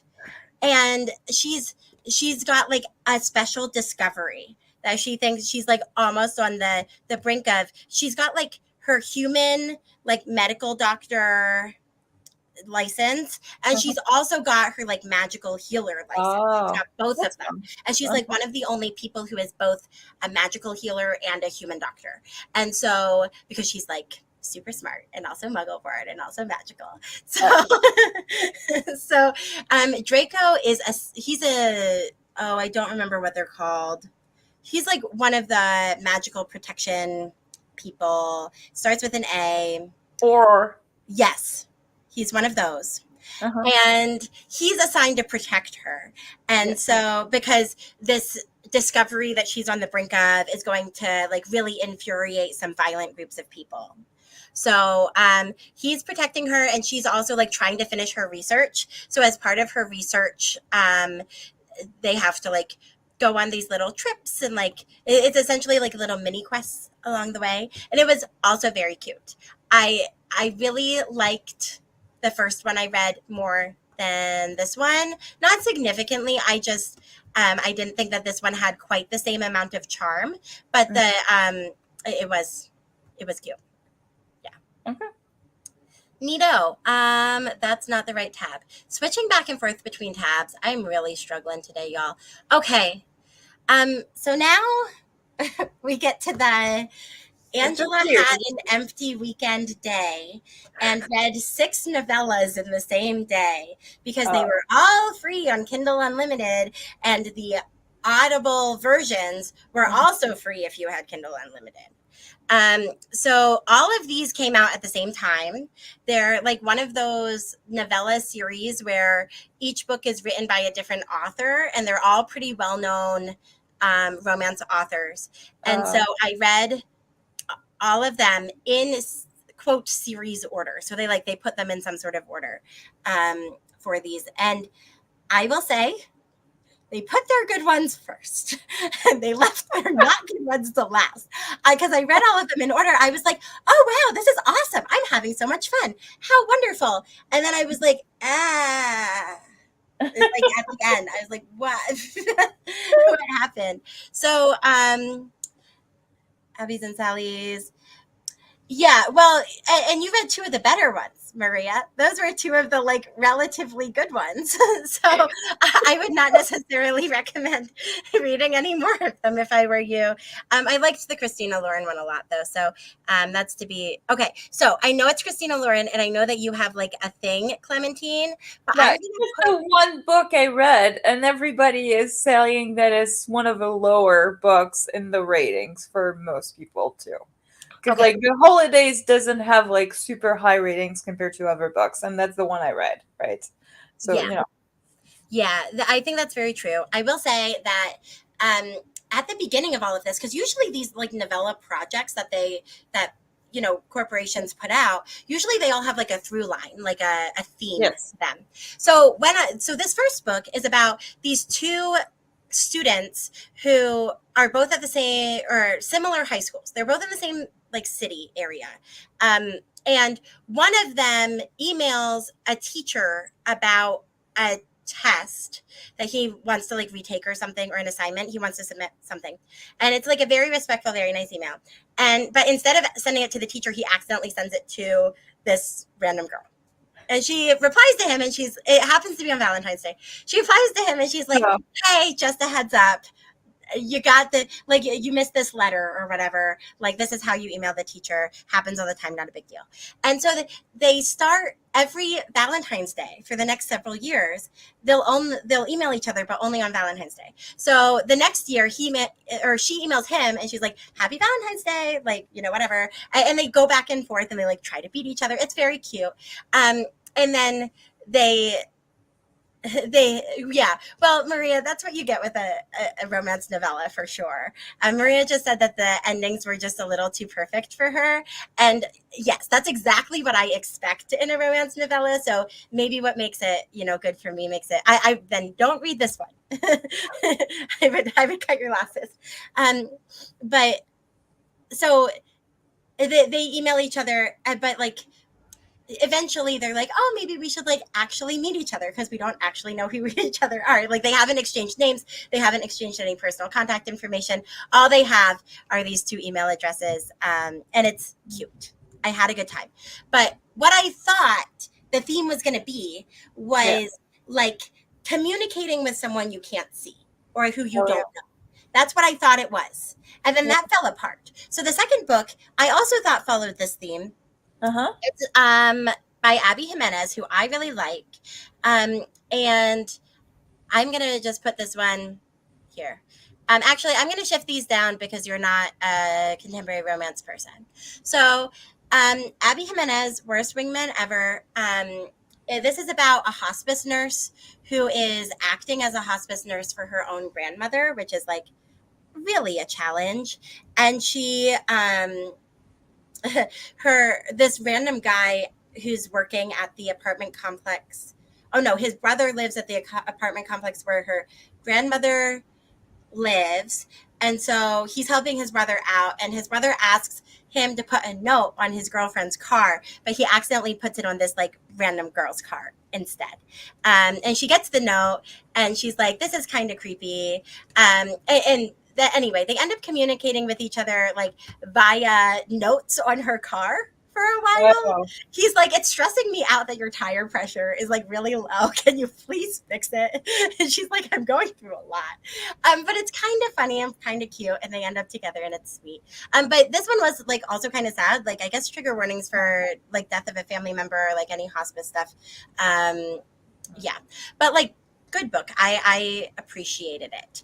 Okay, and this is where we really start to go downhill. Like I feel like those two were like kind of normal. This is where we We go. took a nosedive. Okay. Yeah. So Rosie and the Dreamboat I still liked. This was when I was like, oh, this is like weird, but like kind of fun, right? So this one is about this girl. She has a spa day with her sister, a spa day that she cannot afford, by the way. She's paying for Uh-huh. this spa day for her sister to celebrate like a new job that her sister got or something. And she's like spending the last money that she has on this. I'm like, what are you doing? But she goes to the spa and she's very uncomfortable because she doesn't go to a spa very much. And she gets locked inside of, like the sensory deprivation chambers or whatever. Oh. She goes inside of one and it's like a new one and she gets locked in there and she's just like stuck inside of it. And then this fireman crew shows up to try to break her out, and there's one of them, they like make fun of him all the time because he's like too good looking, question mark. They call him Romeo. And they don't think he can do anything. They're like, he's not capable, he doesn't need to fight the fire, he can just calm the other people. So they always give him like the, oh, just go calm down the bystander Uh-huh. jobs. And so Okay. he's given the task of like standing next to the deprivation tank and like making sure she doesn't have a panic attack inside of it, while they try to figure out what's going on. uh, yeah, it was weird, but relatively cute. Like there wasn't anything explicitly wrong with it, which was Sure. fine. um and this one was just like a poorly set up romance novel. Like it just wasn't um plotted well, I don't think. I tend to like Jasmine Guillory, which is somewhat of an unpopular opinion, but I generally really like her stuff. This one did not do it for me. This is about a girl who goes to the same bakery every day and is absolutely convinced that the owner of the bakery hates her, but the owner of the bakery is actually secretly in love with her. But we don't see any of that. We only see this random afternoon and it's Valentine's Day, where she goes to the bakery and it, they're like sold out or whatever, so she's gonna leave. Uh-huh. And instead of she tries to leave, and then there's an earthquake and she gets trapped inside of the bakery with him. And then they finally talk to each other and she's like, well, you hate me, right? And he's like, no, actually I love you, that's why I always give you accidental extra pastries, it's not because I'm bad at math. And it's like, it's so silly.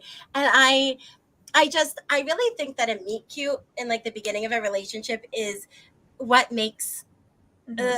like it's something that's really important for Yeah. me in romance novels, and this did not have that. So yeah, the structure of this one just really didn't work for me. Just as um context, this is the only now with Christina Lauren that I've actually read something by. mm, I did try The Wedding Dates by Jasmine Guillory, and I made it to about 60% before DNFing it and really not liking it. So, just context. Great. Then another reason for this one to be pretty low. I liked The Wedding Date. I read all of her books in like a week, a couple years ago, and then I've kept up with what she's put out. And like I said, I generally like them, but not this one. I think it's Alrighty. an issue with their non communication with each other. Not Oh even yeah, yeah. communication. And I mean, case in point with this one too. Yeah. So Ashley Poston, I like Ashley Poston a Yeah. lot. So I was disappointed to say the least in this one. Also, these tend to get shorter as they go on. Like the Oh. Christina Lauren one is 100 pages, Uh which huh. is Yeah. significant. The Abby Jimenez one is like 60 pages, and then the rest of them are all like 40 pages. Um, so they really like the length So went did with the they quality. like somehow not get the same memo as to how much they were supposed to write? Because it I don't seems know. strange, right? Yeah. Yeah, Clementine, I think that Yeah. Maria is right. I really liked Part of Your World also. Mm-hmm. Um, but Part of Your World by Abby Jimenez is it's a great book. I love all of Abby Jimenez's work though. I think Angela will make me read One We'll Happy. definitely get to Abby Jimenez. I don't know which one I'll make you read. Honestly, I'm very bad at remembering like I tend to remember an author's oeuvre kind of as a whole rather than like very specific works, which is just a me problem. But I'll file that away, Maria. And if I'm considering which one I should make Clementine read, I will very much consider Part of Your World as part of that. All right. So With Any Luck by Ashley Poston is about it's like a maid of honor best man sort of a situation, but the maid of honor is actually like on the groom's side and the best man is on the bride's side. So like she has a relationship with the groom, he has a relationship with the bride, so they're both standing up like on the opposite side of what you would usually expect, which isn't really a big deal. The reason why this matters is because she has this quote curse that whenever she kisses someone, they immediately find their true love elsewhere. And she and this and like I don't know, the best man, um they had like a tumultuous start to their relationship. I think I don't remember all of the details. It doesn't actually matter. But I think they did end up kissing at one point and then he like disappeared or something and she was kind of devastated by that or this could be wrong. So then on the night before the wedding, they actually have the bachelor and bachelorette party the actual night before the wedding, which is a wild thing to do. Like, yes. I feel like most people don't actually do that. That's a silly thing that only happens in movies, and also this book apparently. But during the bachelor party, because again, she's organizing the bachelor party because she is the groom's friend.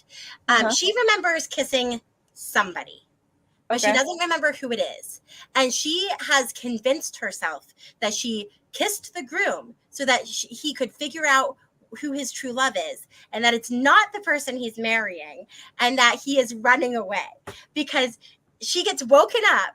She doesn't remember anything from the night before except for the fact that she kissed somebody. She gets woken up in the morning by the best man being like, "Where's the groom? What did you do?" And she's like, I don't know. I don't remember anything. I did nothing. And not anyway, it's wild and also stupid. And of course, she kissed the groom's like the guy that she kissed before that she was so heartbroken about. Yeah. Silly. Sorry, but she's not. She doesn't say out loud with her voice like, "Oh, like I think I messed up." Like I remember kissing somebody. She doesn't say that because if she said that, there wouldn't be a plot. Yeah, but like come to find out the groom's missing because he and the bride ran off to elope instead of having their big stressful wedding. Because of course they did. Because of course that's what happened. Like, and obviously. Of course they can just throw away thousands and thousands. Oh yeah, well the premise is that she is very famous and very rich. Yeah, of course, but still, I mean, I'm sorry. Even if you're very rich, you still see that it's a sizable amount of money, unless you're like a millionaire and you really don't care, but still, like. Yeah, she was like a debutante or whatever, like her family had buckets of money and she didn't want the pressure, yada, yada, yada. Okay. Right. This one was the worst and also the last. So this, I don't know, Soraya Wilson, I feel badly for her that this is my first outing with her. On top of it, yeah, it doesn't really help you out to try other works. This one is stupid because of the lying. So this is about a princess who is like gets in too many scandals because she like dates people. So then she like tries to fly under the radar and she is in Italy. Okay. Question mark.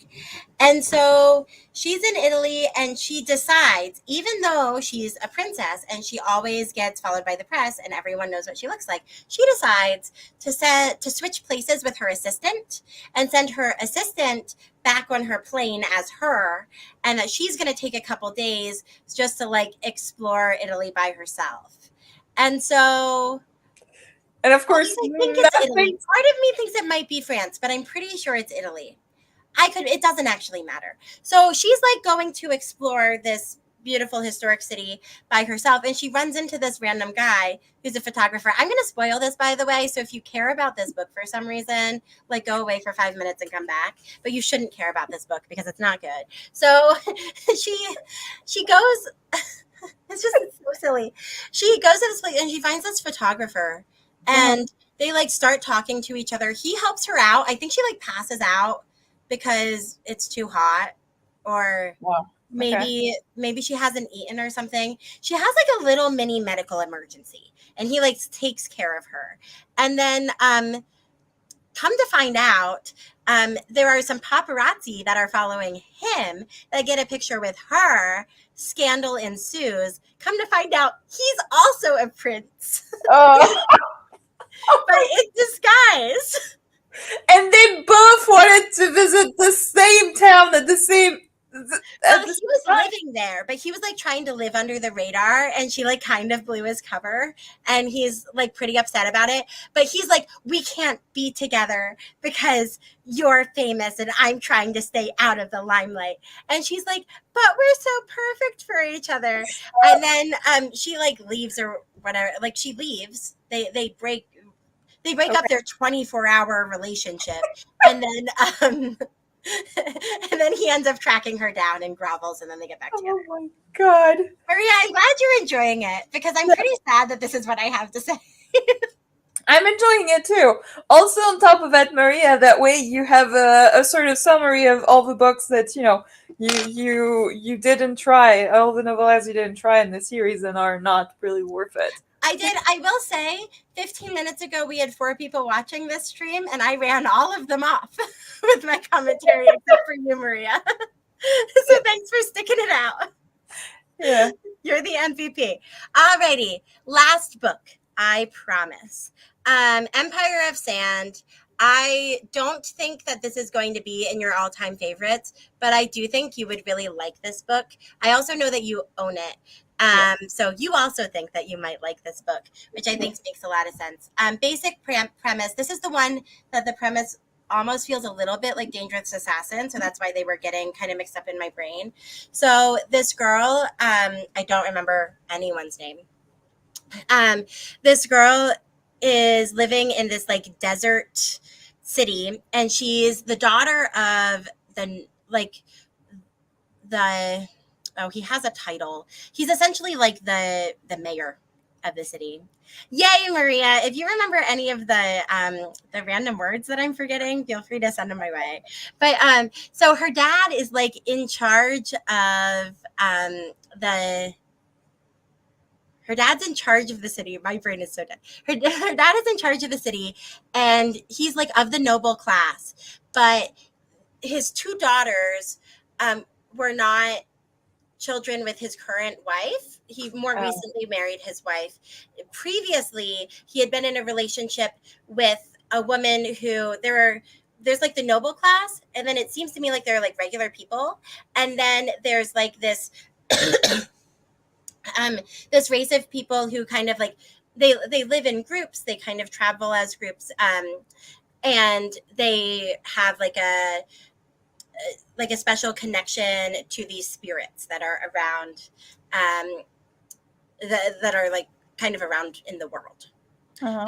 Most people think of them as like dark spirits, but these tribes people, if they're able to, they all carry daggers with them. So if they like cut their hand or their arm and they give the spirit some of their blood, the spirit will recognize them as kin, and then they won't attack anymore. They'll like become peaceful. So a woman from one of these tribes fell in love with this man who's in charge of the city, and they had 2 girls together. And then the woman left. They didn't get married. They didn't have any contracts between them. The woman left. So now these 2 girls are with their father and their new stepmother. And their new stepmother wanted to have children of her own that would be like full-blooded noble girls and boys, but they were unable to have children. So the stepmother has decided that the younger daughter is like going to be her, like is like her daughter. She is like, kind of decided he's hers. But the older daughter, they don't really get along. Okay. So the older daughter is going her own way, but like trying to make nice with the with the stepmother because she still wants access to her sister. Sure. So there's this big event where the older daughter draws a lot of attention to herself in like a mystical sort of a way, and she's essentially, her father and her stepmother decide that it is time for her to get married, but she gets forced into marriage with I think they're called perhaps mystics. She gets forced into marriage with someone on by the will of the emperor, and so they end up in yeah, Marriage essentially a forced situation. marriage. It's a challenging book to read. It's very good, but and I think like and I think it's I won't say it's like the most important story I've ever read, but I do think it's a good it's a good book to read. I It was pretty dark. If you're a romanticy girl, Uh-huh. oh my god, Maria, I am struggling so much. Um if you're but also like I don't want to give away any of the twists. And also there Yeah. are weird words for everything. Anyway. Yeah. So like if you're a romanticy girl and you're used to like kind of fun, lighthearted romanticy stuff, this is not it. It does have generally a romance plot, Uh-huh. but a lot of the book is essentially following like a couple who is enslaved. And that is like a challenging thing to read about. So if you have any triggers, I would look up trigger warnings for this one for sure. Mhm. Um, yeah, but it's a good, I feel like we're really ending on a downer, even though it's like one of the highest ones I've ranked today. But like it really is a good book. It's just like a kind of serious book, and it's a little bit more serious. So I thought it was going to be a very serious book, and I actually didn't know it was a romantasy. And then Clementine, I talked to you maybe like a week and a half ago, and you were like, oh yeah, it's a romantasy, like I heard it's really good. And then I got this like other conception of it in my brain as like something a little bit more lighthearted. So then I went Oh, into it with like, sorry. expecting something. No, it's not your fault. Not your fault at all. Like it's not a bad, um, like it's not an untrue thing Yeah. to say about. But yeah, yep. So that's Empire of Sand. Important book. I think I gave it 4 stars. I wasn't entirely in love with it, but I think that's only because I need more joy in my life. And Mhm. this one did not give me joy as early um, Mhm. in the book as I wanted it to. Maria, great question. Yeah, they do go through a lot of trauma. Um, I have not read Jasmine Throne yet. I do want to eventually.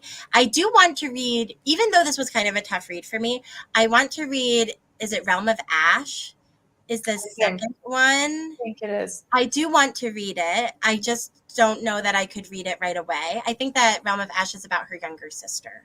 Mhm. Um, Makes sense. so I want to read that, and then I do want to read Jasmine Throne. It's eventually on the list, but I don't know when I'll. I heard that Jasmine Frome doesn't have as much of a romance element in there Yeah. compared to Empire Sand.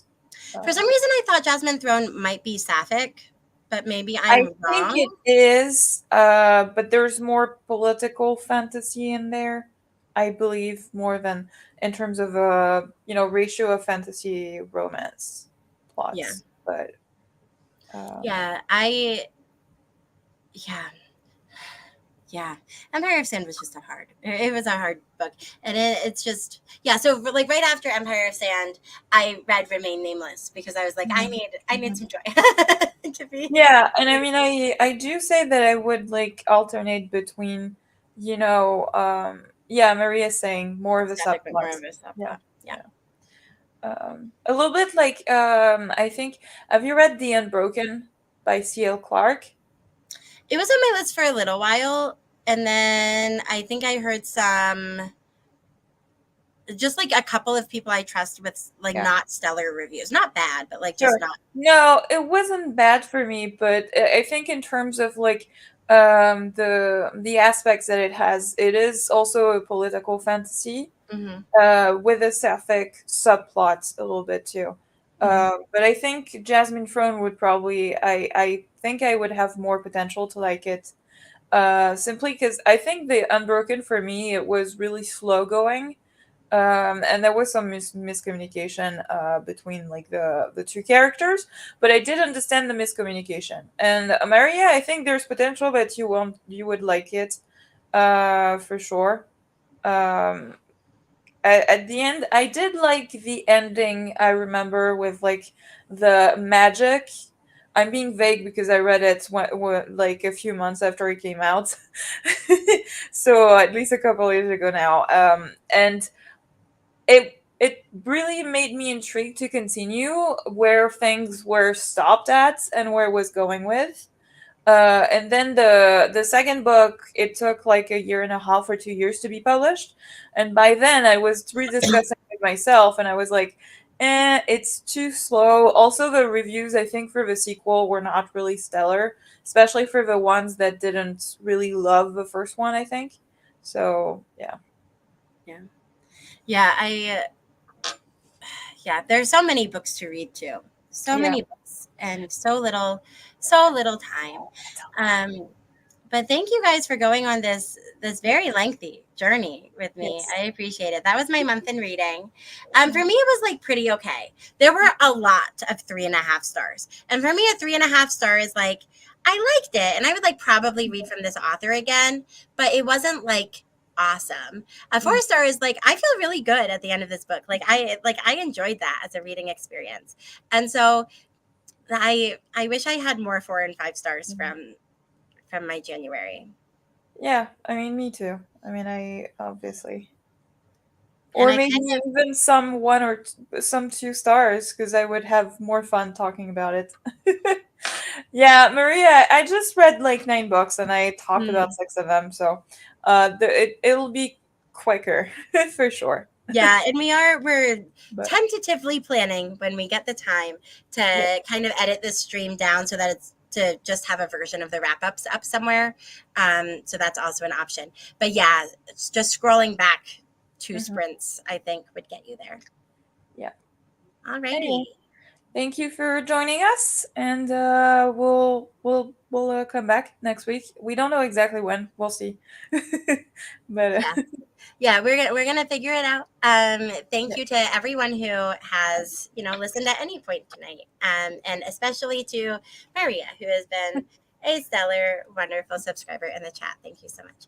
All right, have a wonderful night, everybody. Bye.